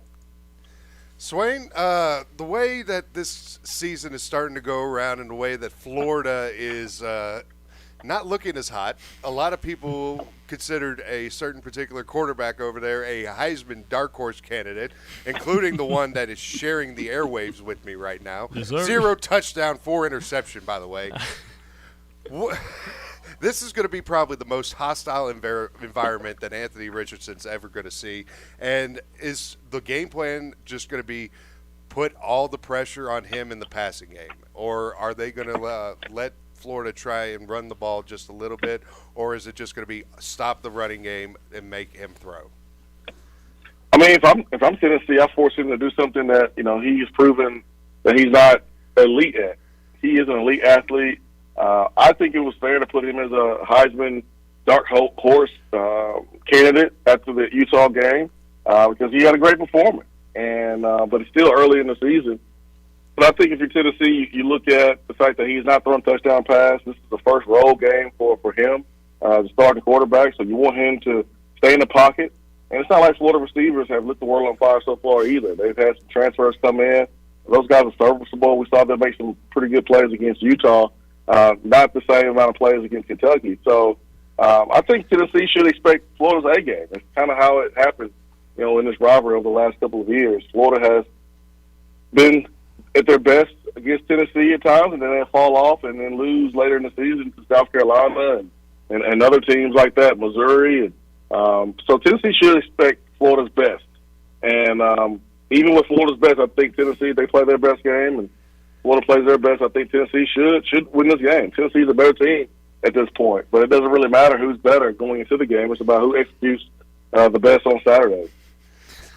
And I'm sure we can all agree that Florida's kind of been a little underwhelming this year. Same with Anthony Richardson, who, yes, I did say was going to be a Heisman Trophy candidate, at least, okay. Going into the season, all right, I had a lot of speculations. I thought he'd be an outstanding quarterback. But so far, Hendon Hooker's been 10 times better, I will say. But with this Florida team, they're 20th in the country for a reason. What's something that kind of worries you going against Tennessee this week? I mean, Anthony Richardson's capability, his ability to run the ball at the quarterback position. I mean, last year Tennessee had a tough time with Matt Corral at Ole Miss. I mean, he had a career rushing day against Tennessee. And so you look at what happened last year versus a mobile quarterback, and you look at Anthony Richardson, who is a better athlete than Matt Corral, but he's not as good of a passer as Matt Corral. That can concern. I don't think Tennessee is going to lose this game by Anthony Richardson's arm. It's going to be because Tennessee's not being disciplined with their contain lane and making sure you keep them in the pocket. Swain, we had a little bit of injuries go on with the Vols this weekend, too. Tillman got banged up. Jabari Small got a little bit banged up. What are the status for those guys, as well as a few others that got a little bit of banged up as well over the weekend against Akron? Well, the word is that if those guys want to go back into the game against Ball State, they could have. That doesn't mean that they're going to be able to play this week. That's just all I got right now on a Monday. And usually coaches are very, very, very steel-lipped when it comes to injury reports on a Monday. Number one, you don't want to give the opponent any information. Number two, the body is amazing and it heals so fast. And so you may not be able to play on a Monday, but with some treatment and some rest, the body is amazing, and you can be ready to play on Saturday. So I think it's a little bit too early to kind of tell who's going to be out there on Saturday, who's not. And going away kind of from this Florida game, with Josh Heupel being so far, he's doing a pretty good job at Tennessee, turning it around over there. I want to know, kind of compared to last year or the years before, how's the mood over there in Knoxville? How are the people treating this? Is it false hope, or is this like serious energy that's going into this team? Oh, you are naive about Vol Nation, my friend. False hope. False hope? You seriously said false hope? Look, when I go into a Browns season, I'm giving the Browns, I'm thinking they're going to be spectacular. I'm thinking all this stuff. But in the back of my mind, I'm like, they're not looking like they're going to be too good. But now, Tennessee's got a pretty stacked team, all right? They're putting up numbers that Alabama would put up against some other teams, or even, an older Auburn team, I would say. But I want to know, how's the mood going on over there? Hey, man, I'll explain it like this. Tennessee, before Heupel got here, led the country in transfers. And Jeremy Pruitt, along with Coach Former, were fired. In less than 2 years, Tennessee is ranked 11th in the country. So that should tell you right now about the mood in Knoxville. It's been a long time since Tennessee fans have been able to stick their chests out and be proud of this football program. There's been a lot of adversity, a lot of drama, a lot of losing, a lot of embarrassing moments. And once now, it's been a long time since Tennessee has had a culture that's positive, and that's what they have right now. So fans have been very cautiously optimistic throughout the first year, but I think last week was an indication of kind of where the fan base is. Ball State, a team that lost to Michigan State 52-0, came in here, and Neyland Stadium was a sellout.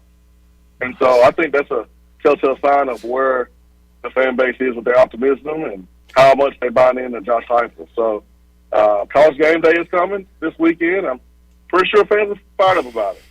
That's what I'm very excited to see, actually. I mean, that's kind of where that conversation was leading, because, I want to see how hyped these Tennessee fans can get, all right?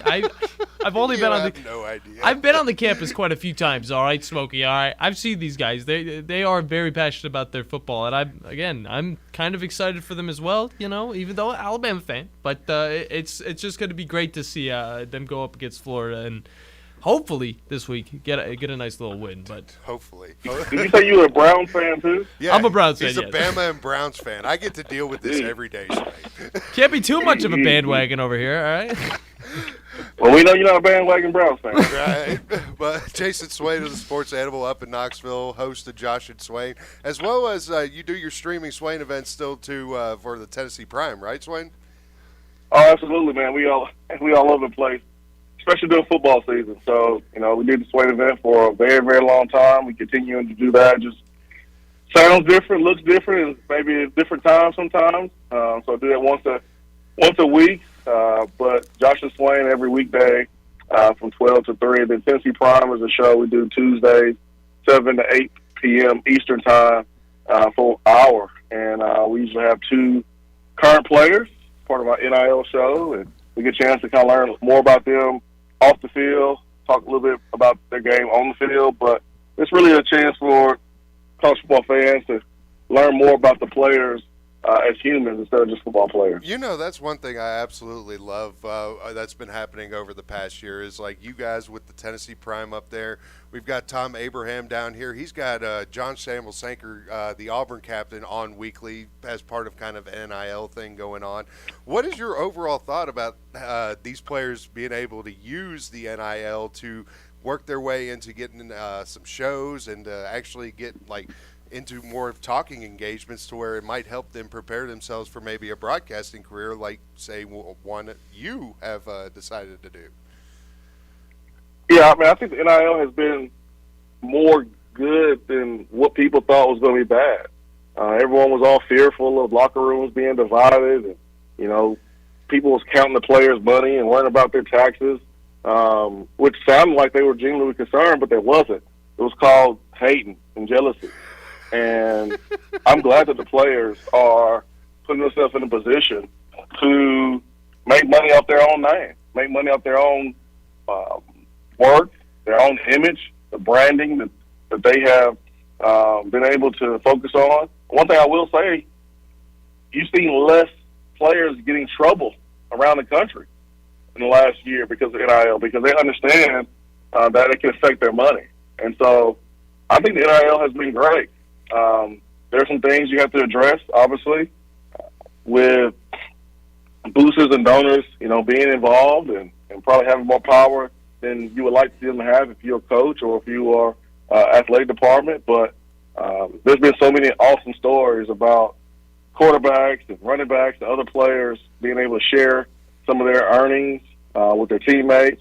Or there's been great stories about players that have some difficulties back home, or maybe a parent being sick, needing funds, and being able to send that money back home based on the money they've made off their name. So I love the NIL, man. It's been awesome. It's allowed fans to be able to learn more about the players they cheer for, and actually know more about them than just what they can do on the football field. I completely agree with you. And Captain Cool, if you want to know the mood for Vol fans this weekend, just look at ticket prices. As ticket prices for the Florida game are sitting right at, it looks like $250 is the min to get into the game. Right. This is a hot ticket, and this is going to probably be the loudest stadium that you'll ever experience in college football. I like the hype, all right? I like the hype. But if it does end up where the next 2 games of Tennessee are W's, it's going to probably be the loudest that it's ever been. I definitely agree with you. Wouldn't you agree with that on Swain? Yeah, man. I don't know if Tennessee's going to win the game. Who knows? Hopefully they do. But the atmosphere will be just like it was last year against Ole Miss. It's going to be electric. It's going to be loud. It's going to be crazy. And that's what I remember Neyland Stadium as when I played. And looks like it's getting back on track to that direction. Not saying it's back yet or anything like that, but I know the atmosphere will mirror some of those great years that Tennessee used to have. So, yeah, it's going to be loud. It's going to be rowdy. It's going to be electric, that's for sure. So the players got to go out there, and the coaches got to go out there and do their part, and bring home a win. I know the fans will do their part. Right, and final question for me, and I can't believe I've got to bring up a little bit of negativity, but with all this positivity that's been going around, but the historical trend has been, it doesn't matter what it is, it doesn't matter how great it's been, the last decade, well, since 2016 when Juwan Jennings burned Tease Tabor like like anything, but it just always seems like Florida has something. And Swain, I believe this is the year. I really do. Tell me why I should not be driving myself insane this week, hyping myself up for this Florida game. Well, I mean, the same thing that happens with Kentucky and Tennessee happens with Tennessee and Florida. I mean, Kentucky has been up on Tennessee in the course of football games and found ways to lose late. Kentucky's had really good seasons where they've won 10 games in the season, and they'll lose to Tennessee in that season. So there's some type of psychological block, it seems like, with Kentucky being able to beat Tennessee consistently. And that's the same thing Tennessee has to get over with Florida. I mean, there's been several times over the last decade where Tennessee should have won but found reasons to lose, whether it was the 2014 10-9 game, which Tennessee had the lead going into the fourth quarter, and Florida scored 10 points to win, or the 2015 game where it was a walk-off not that one. play on fourth down where Tennessee lost the game. So got to get over that hurdle, got to get over that hump. There's some guys on this football team that don't understand that. There's some that do, but at the end of the day, you got to go out there and make plays, and Tennessee's a 10-point favorite, I think, for a reason, but you got to go out there and play like it. You can't play this game and leave any doubt in the fourth quarter, because you saw what happened in the Utah game. Utah had plenty of opportunities. Probably got shafted on a goal line play where they scored a touchdown. The ref said it wasn't. But you can't leave the game into the ref's hands. You can't leave it up to one play. You got to go out there and do what Kentucky did and leave no doubt. So we'll see if Tennessee's able to do it. This is, I think, the biggest game of Josh Heupel's career as a head coach. But today in the press conference, he was laid back. He was chill.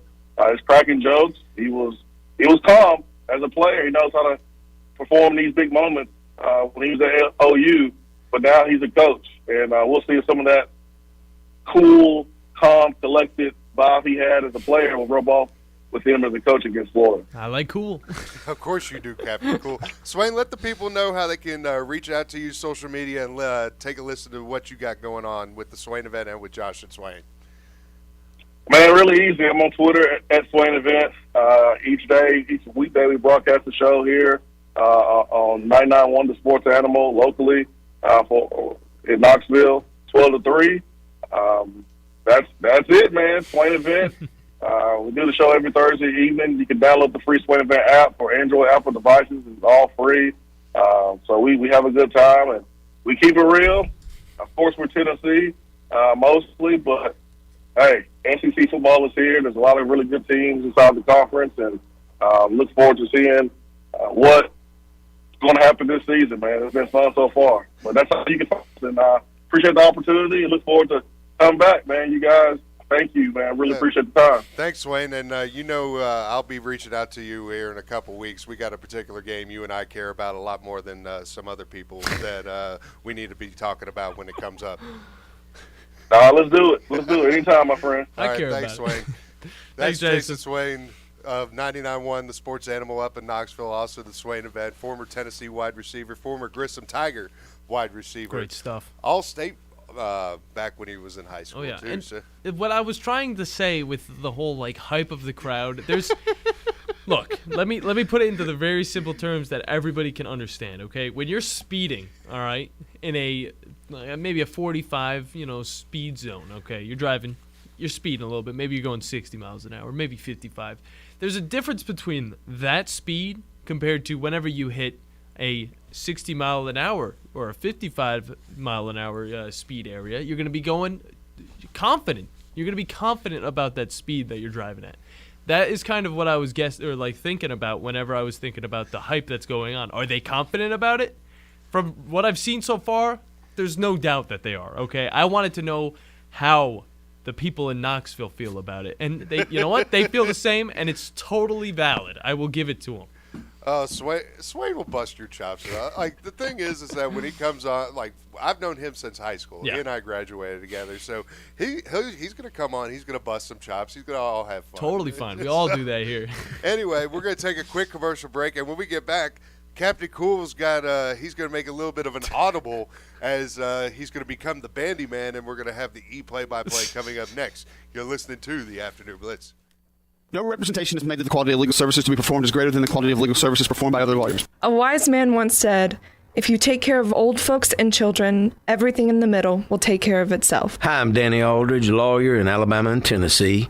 In the next 20 years, the number of those folks over 65 years of age will more than double. In our golden years, the most important goal is to be treated with dignity and have control over doing what makes you grateful with those you love. At the Aldridge Law Firm and the Legal Town Center, we're dedicated to help you with these goals, and we'll be there when life throws you those inevitable curveballs. Let us assist you with your legal needs, whatever they may be or become. You may reach us by phone at 256-534-3188 or online with Dan at danaldridgelaw.com. Just remember, we're here to help. Whether it's personal injury, wrongful death, fraud and cheat, or estate planning made complete, we're here to help. Here's Bobby White from Woody Anderson Ford on their service department. President's Award winner 2 years in a row. That's only given to the top 10% of Ford dealers in customer satisfaction. So we're very proud of the service department. And our body shop. If you happen to get into an accident, which not a lot of people just want to go down and see a body shop, but if you get into an accident, award-winning body shop. We have state-of-the-art paint booths back there. They're waterborne paints that we use, friendly for the environment. We've got our production system, the way things are in and out. We have the fastest cycle rate in town of getting your vehicle in, getting your vehicle out, and assured that it's fixed right. We take pictures before it's wrecked, and not only after, but we take it as we're putting the parts on. All done to above industry standards. So I'm proud of our body shop too. Don't forget our parts department. So if you happen to need parts, performance parts, or just parts if you're a weekend mechanic. Woody Anderson Ford, located at the corner of Jordan and Sparkman, as well as Hughes Road and Madison. You can also check out the great deals at WoodyAndersonFord.com. TOC Sports has been there for you. Now, you're probably asking yourself, what does that mean? It means for more than 20 years, Alabama's largest orthopedic group has been there providing coverage and care to more schools and student athletes in the Tennessee Valley than any other group. It means whether you are the star football player, the all-region volleyball ace, or someone who hurt their knee in a weekend pickup basketball game, TOC Sports physicians are proud to have the opportunity to care for all your orthopedic needs. It means for parents, coaches, athletes, desk jockeys, or even weekend warriors, TOC Sports physicians continue to meet and exceed the orthopedic and sports medicine needs of our community. But most importantly, during these challenging times, we're here for you now and will continue to be here. So as long as there are players on the field, games to be played, and contests to be won, the orthopedic specialists from TOC Sports will be ready to help. We don't know what the future holds, but you can count on the TOC Sports team to stay committed to you so you can stay in the game. Call 256-539-2728 today and ask to see a TOC Sports physician. Check them out online, also Facebook, Twitter, and Instagram. Okay, Sarah, I'm dropping you at Emily's, and Josh, you're going to soccer, right? Yeah. Yep. Oh, and by the way, when I pick you up, I'll be wearing my short shorts. What? No! Yep, me and my short shorts doing my daddy dance. Your friends will love it. No! Well, I might change my mind if you buckle your seatbelts. Okay, we're buckling up. See, all buckled. Whatever it takes, keep them safe. Never give up until they buckle up. A message from the National Highway Traffic Safety Administration and the Ad Council. Visit safercar.gov/kidsbuckleup for more information.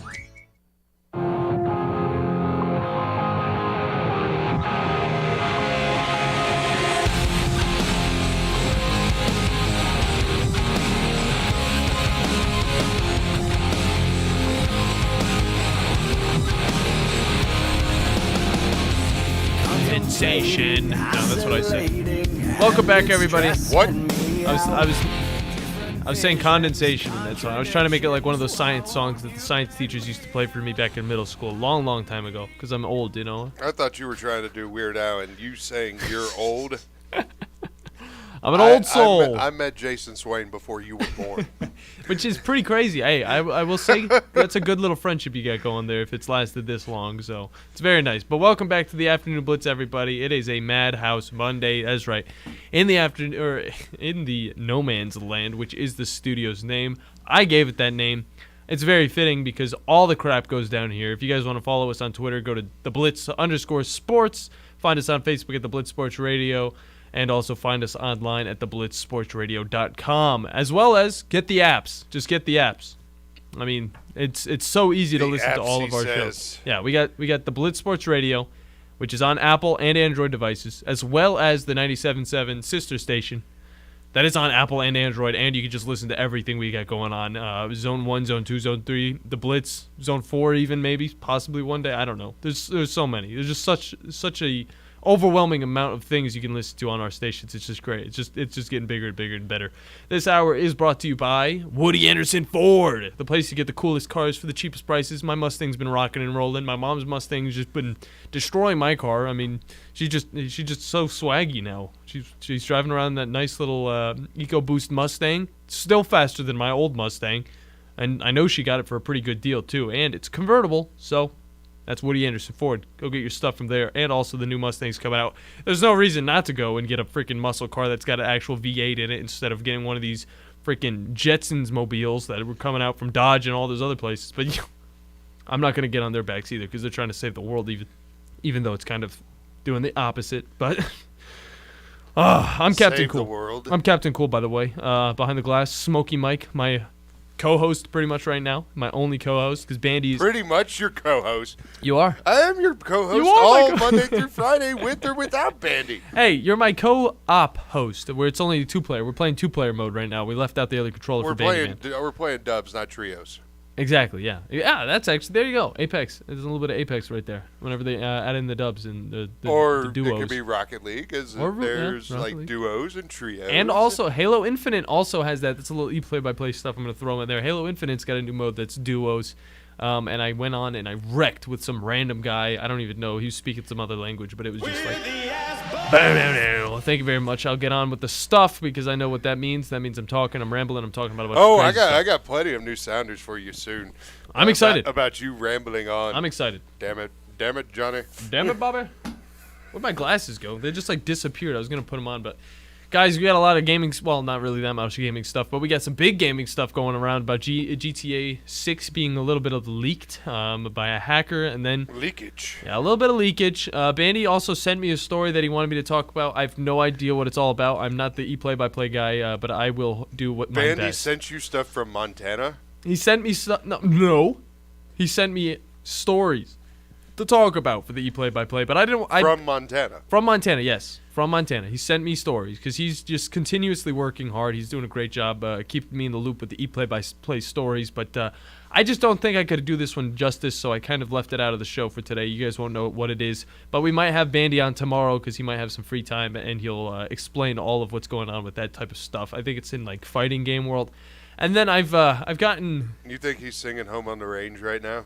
I think he's riding a horse probably right now. He's got a mustache. I'm going to say that. He probably has a mustache. He's got a big old hat. He's probably going to wear it to the office. I don't know. He's going to be a cast member of Yellowstone coming up. Do you know, by the way, speaking of Yellowstone, do you know the hats for Yellowstone are actually made in Winchester, Tennessee, the place where I come down from every single day? Oh, yeah. Actually, I did know that. It's really cool. I learned about it a few weeks ago. I thought it was very interesting. And you know what? I talked to Tom about it because he's a big fan of Yellowstone, and he said, that's cool. So that's the response I get out of him. Yeah, that's cool. But I got through a few more episodes of Cyberpunk Edge Runners, and I'm going to update you guys on how I'm feeling about that one without any spoilers, but you guys are going to love hearing that. But let's get on with the play-by-play. Uh-oh. Did you lose that sounder while you were adding other ones? Oh, hold on. Wait, let's see. Was it the chat? No. No, not that one. It's not that one. Save that one for tomorrow.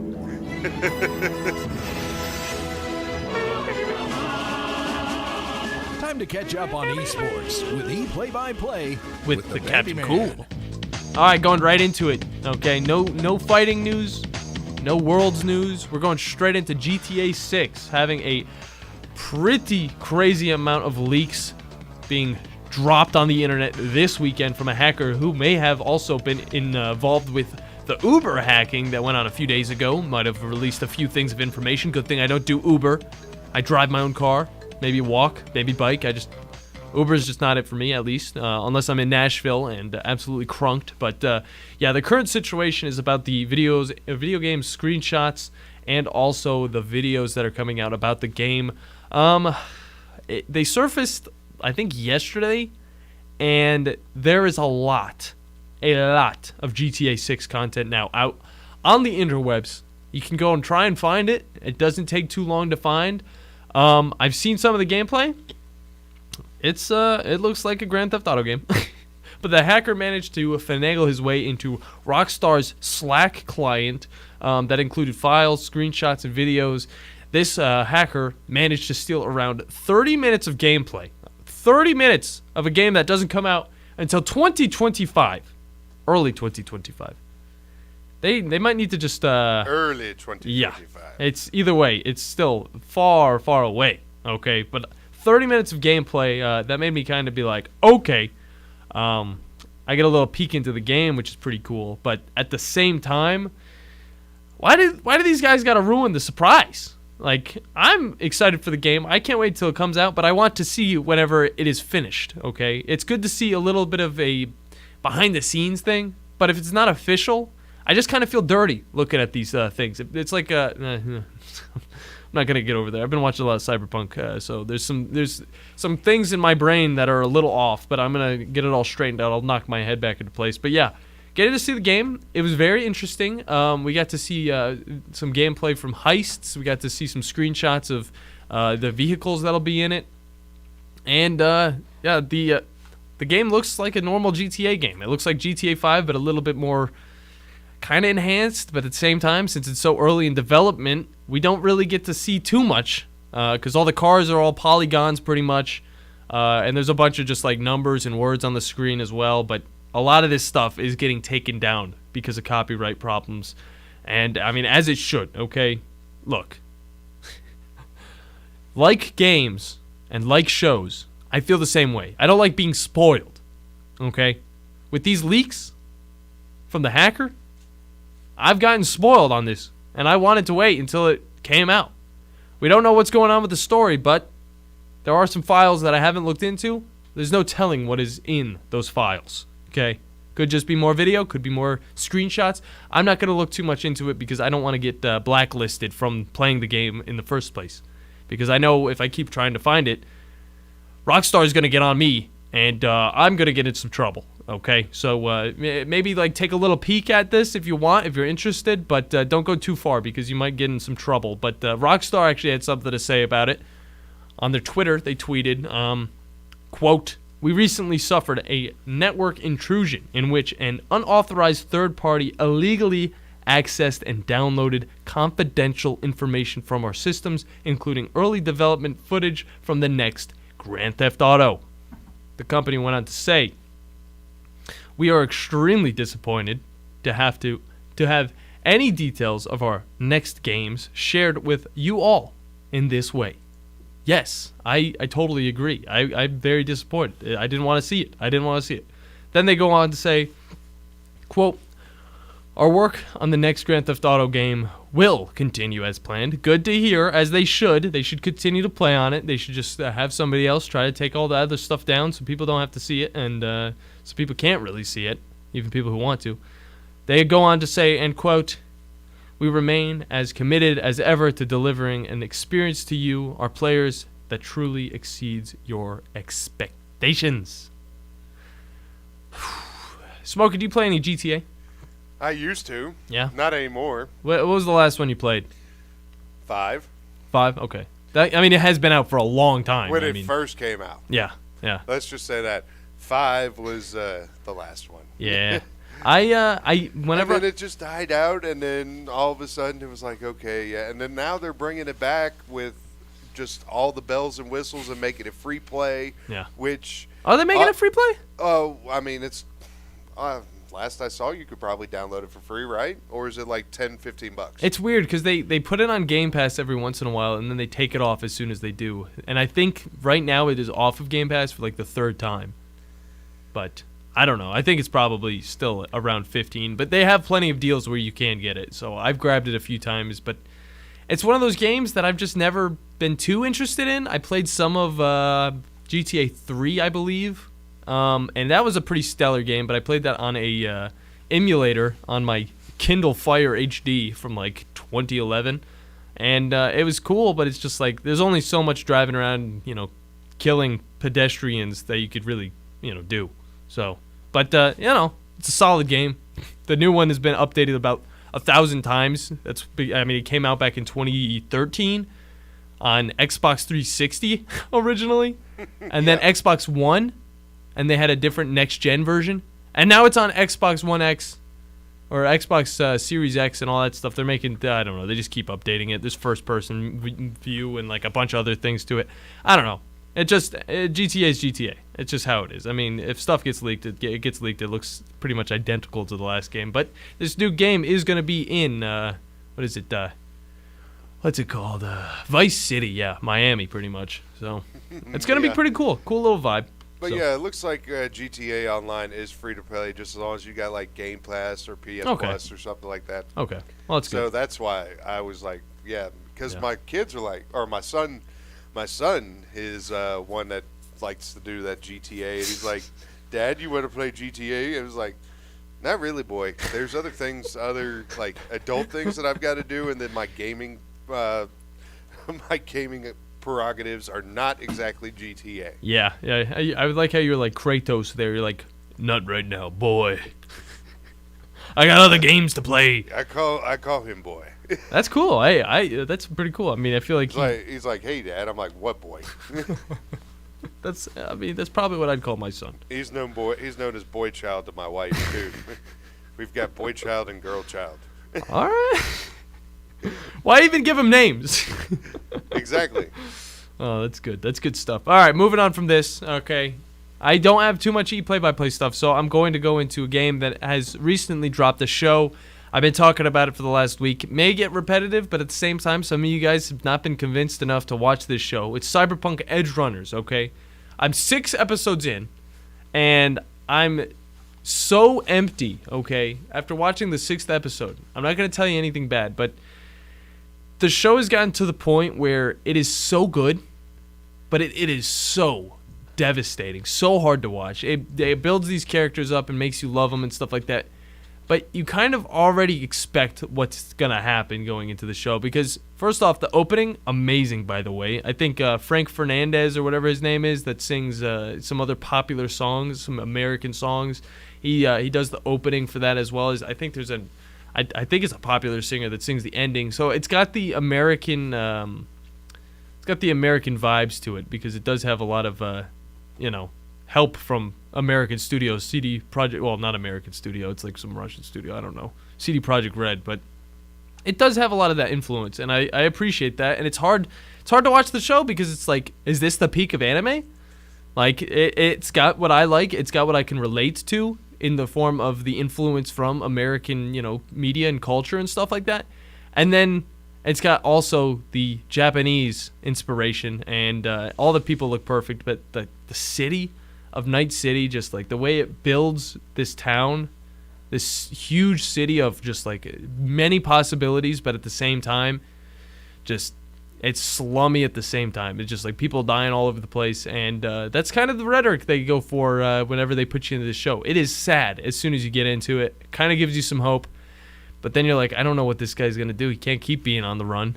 So, he's a cyberpunk. He's an edge runner, as they say. It's a different word for cyberpunk. But show is truly just something else right now. But it left me even more depressed than the Browns game last night when I watched the 6th episode. You're just living in a whole world of depression, aren't you?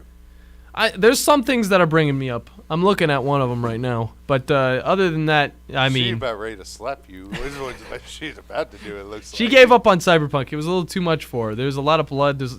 Oh my gosh, there's a lot of gore. It just goes crazy. So that's another reason, guys, if you're not a huge fan of bloodfests, don't watch it. It's anime bloodfest. It is anime bloodfest, but that means they could really show it. They ramp it up. They ramp it up because anything's possible. There's just endless blood, but at the same time, the show tugs at your strings. And some of the way these characters go about their lives, dude, it's something you've never seen before because it's out of this game, of this vast world that, CD Projekt Red created and failed with in the first place. But it still was the best part about, Cyberpunk 2077, was this dang world that they're living in. Night City. Spectacular world building. There's so much to it. And then after I watch the show, I'm going to go and replay Cyberpunk 2077 because they're coming out with some updates and stuff. They already came out with the Edge Runners update, which I wish just added in all of the music from the soundtrack of Edge Runners. But yeah, I'm pumped to replay it and actually give it a fair trial at least this time. Hey, Captain Cool. Yeah. I got something to help cheer you up. What? Joe Flacco. My heart, like breathing in hard, like it hurts right now. So it's like you keep tugging at those strings. I'll be fine. You say that now. I'm fine, man. I'm fine. No, you're not. You've got your Brownie the Elf jacket going on. Is that a windbreaker, by the way? Yeah, it's a. You're sporting a windbreaker? You didn't even live in the 90s and you're sporting a windbreaker? What is wrong with you? Are you kidding man? me? I feel like my soul was born in the 80s, but I didn't like acquire a body until I was born in 2000, all right? I just like found my way into a body. Because if you see my fit... You found your way into a body. I found my way into my body, okay, when I was first birthed back in 2000, April 20th, 2000, so you guys remember, okay? I don't care if you know my birthday. It's fine. 22 years old, baby. I'm a big boy. I got my big pants on. But no... I'm a real boy. Whenever it comes to the 80s, dude, I feel like I wish I was in the 80s because, like, you see me, I walk in here with these light jeans, slightly rolled up with these cool classic Reeboks. I got this starter jacket, which is one of two. I have two different starter jackets. One of them is the the Islanders jersey, which I'm going to wear it.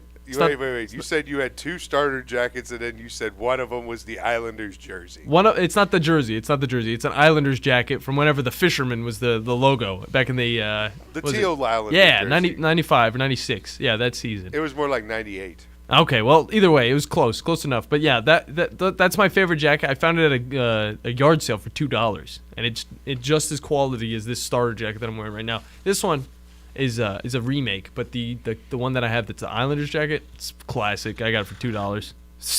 Go to some yard sales, dude. It's just like, how about some... Oh, yeah. These local yard sellers they're just amazing. How about go support your local yard sale? Yeah, I mean, I don't really know what to say with that going into just like, check them out if you like thrifting, man. It's where you find a lot of good stuff. But you know who else likes thrifting? Joe Flacco.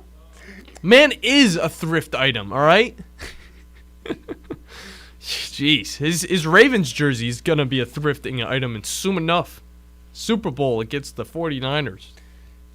Just imagine, Joe Flacco has a Super Bowl ring, more than the Cleveland Browns franchise combined. It's all right. We got our championships back in the day, back in the 50s, before your old man was born. Yeah, it was a long time. Your old man hasn't even seen the Cleveland Browns win a championship. Oh, I take that back. They probably won one when he was like 3. Let me think. No, I don't think they did. I think they stopped winning them. No, yeah, because they didn't. No, yeah. When was the first Super Bowl? I know it was the 1965. Oh, well. I believe.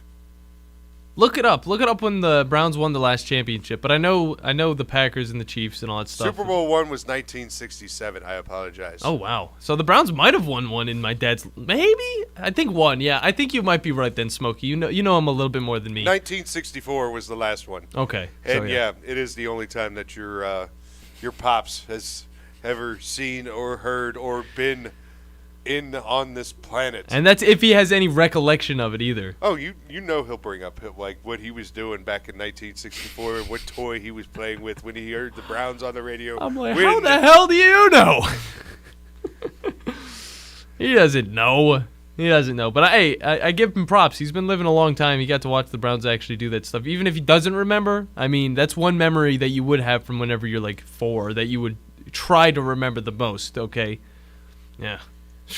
By the way, I watched the Amityville Horror last night. Why? Because it's Halloween. It's spooky season. My brother was like, "What are we gonna watch?" And then Summer, my girlfriend, my beautiful girlfriend to the right of me, she brought up, "Hey, how about we watch the Amityville Horror?" She wanted to watch the second one. I think she wanted to watch the 2005 one, which I saw when I was younger, and that one I thought was the original one. But we watched the original one. Ends very underwhelming. Very underwhelming, but I guess it's a true story, so it can't go that crazy. That's the one with Deadpool, right? What? Amityville Horror, the first one? The first one? No, that was from like the 70s, 78, I believe. Oh, so you're talking like the OG? I'm talking about the OG. I'm not talking the 2005 one. 2005 one, maybe Deadpool? Maybe Ryan Reynolds? Yeah, No, Deadpool is in the remake of the Amityville. Wow, Horror. I didn't know that. But yeah, when I watched... I know my horror movies. Yeah, you know what's a good one that you could probably go to? What? The Ring. The Ring has been memed all throughout my life, but I do need to watch it. You've never seen it? I think when I was younger, I saw a lot of horror movies on like sci-fi and stuff, and I think The Ring was one of them. You want to clear your bowels? Yes. That will clear your bowels because it will freak you out that much. There Wow. were people in the theater. Well, I watched it in the theater when I was a senior in high school with my girlfriend. You had people crapping themselves? Oh no, they were leaving the theater because they were like, "Oh hell no, this is too scary for me." Wow. Yeah. Well, I'll give it a try. I know they made a few remakes of that one. The girl comes out of the... Also, a Scary Movie kind of did a spoof of that whole thing. I think Scary Movie 3? 4 maybe? More like 2. I thought... No, 2 was when... 2 was when they went to the hotel. I don't know. We're talking about a lot of stuff. 2 was the House on the Haunted Hill. I don't think that was the Ring one then. I think it was the third one or the fourth one that had the ring. The third one was the Charlie Sheen and the signs and all that stuff. Okay, so that was the fourth one then. And the first one was Scream. Yeah, the first or one based off of Scream. First one was definitely the best. Second one was a little raunchy. This is my strong hand. The way he's cutting the chicken and handing it out to people, nobody wants to grab it because it's disgusting. It's gross. Whatever. Anyway, we got to pay some bills, and then after that, we finish each and every afternoon blitz with my DF3. Woo! And we got 2 Monday night football games tonight. Heck yeah. So it's going to be a good bit of debate for me on figuring out where I want to go here. So I'll help you out with that. We'll do that after the break. You're listening to the Afternoon Blitz. The Blitz has been called. Are you tired of chasing a roofing contractor to show up on time or even show up at all? I'm Sam Fleming with Fleming Roofing and Restoration. Our motto at Fleming Roofing is we show up. Our goal at Fleming Roofing is to provide the reliable customer service that you deserve, and we have the resources to meet all of your roofing needs: residential, commercial, industrial, replacement, or repairs. We are manufacturer certified for roof coatings, single-ply membranes, and asphalt shingles. Whenever you need a roofing professional you can count on, call Fleming Roofing and Restoration. We are committed to finding the solution that meets your needs. We don't have quotas or heavy-handed sales tactics. Fleming Roofing, we have expert experience. We show up. Free estimates, residential, commercial, industrial, replacement, or repairs. Check us out at FlemingHSV.com. FlemingHSV.com. When you need a quick response, it's Fleming Roofing and Restoration. We show up. Tom Abraham here from my friend Brian Hamaker and his team at North Alabama Mortgage. Look, buying a home is the biggest purchase you will make in your life, and it can be a bit intimidating, so you want people that can help walk you through the mortgage process and get you the best deal possible. That's what North Alabama Mortgage does, and they do it in Alabama, Tennessee, and Florida, from first-time purchases to refis, conventional, VA, FHA, and USDA loans. They have the solution at North Alabama Mortgage. Visit NorthAlabamaMortgage.com to learn more. That's NorthAlabamaMortgage.com.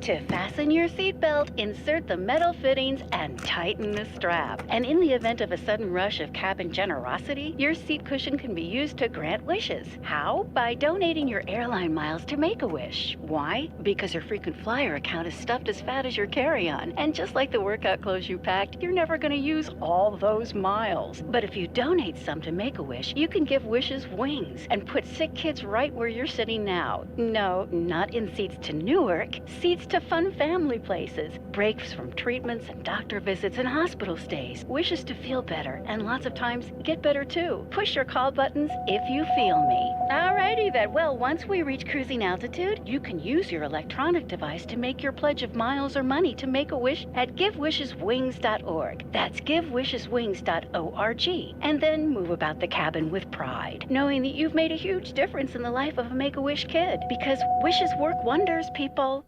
The Red Cross responds to nearly 66,000 disasters every year, most of them house fires. Red Cross President and CEO Gail McGovern says you need to develop an evacuation plan and practice it, especially with your children. It takes just 2 minutes for a home to be engulfed in flames. Practice those drills. We all think our kids know what to do. They don't. We need to teach them. We have started a large campaign where we're going into vulnerable communities and helping install smoke alarms. Already 92 lives were saved, and 4 of those lives were saved by a 5-year-old girl who remembered what we taught them during these fire drills, and she got her family out. We also have a slew of free apps that people can download onto their smartphones. It's what to do in every kind of disaster you can imagine, how to prepare and how to recover. To help support all the Red Cross does and to make a financial donation, go to redcross.org. That's redcross.org.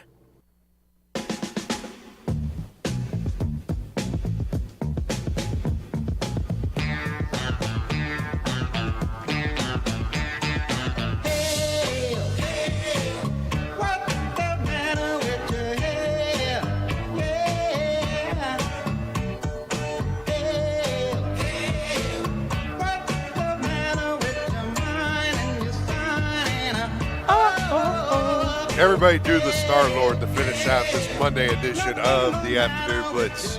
I'm doing it.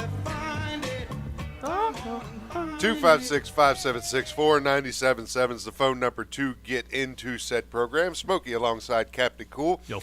Bandyless. Oh. Bandy.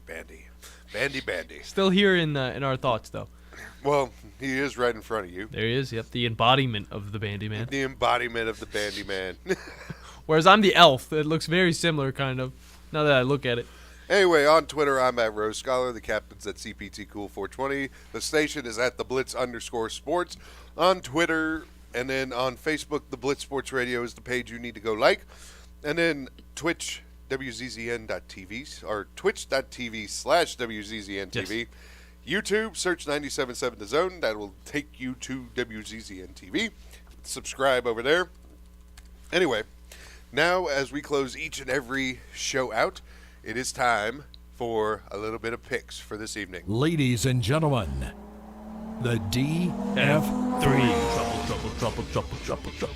Never forget that Queen Elizabeth II attended a North Carolina, Maryland game at College Park in 1957, as she is getting laid to rest today at Windsor Castle.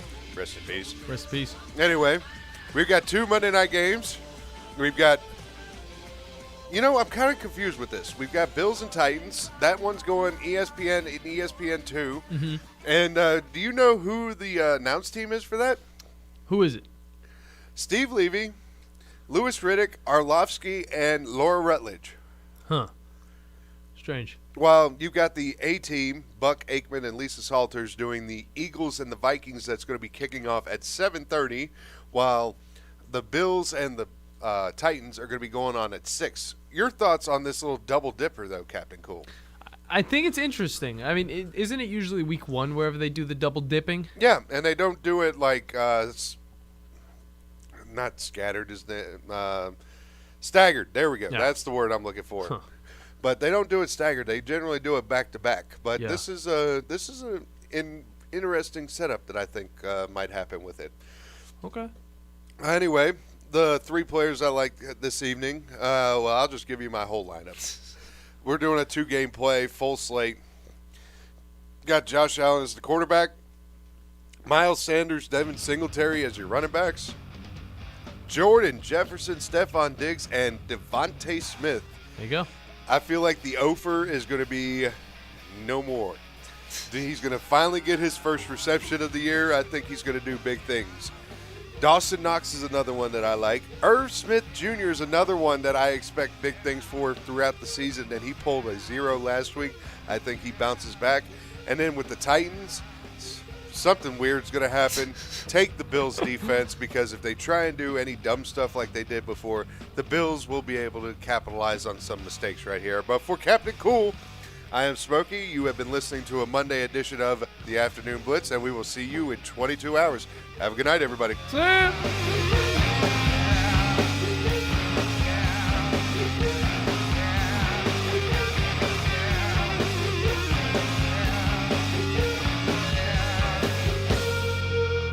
This is Wes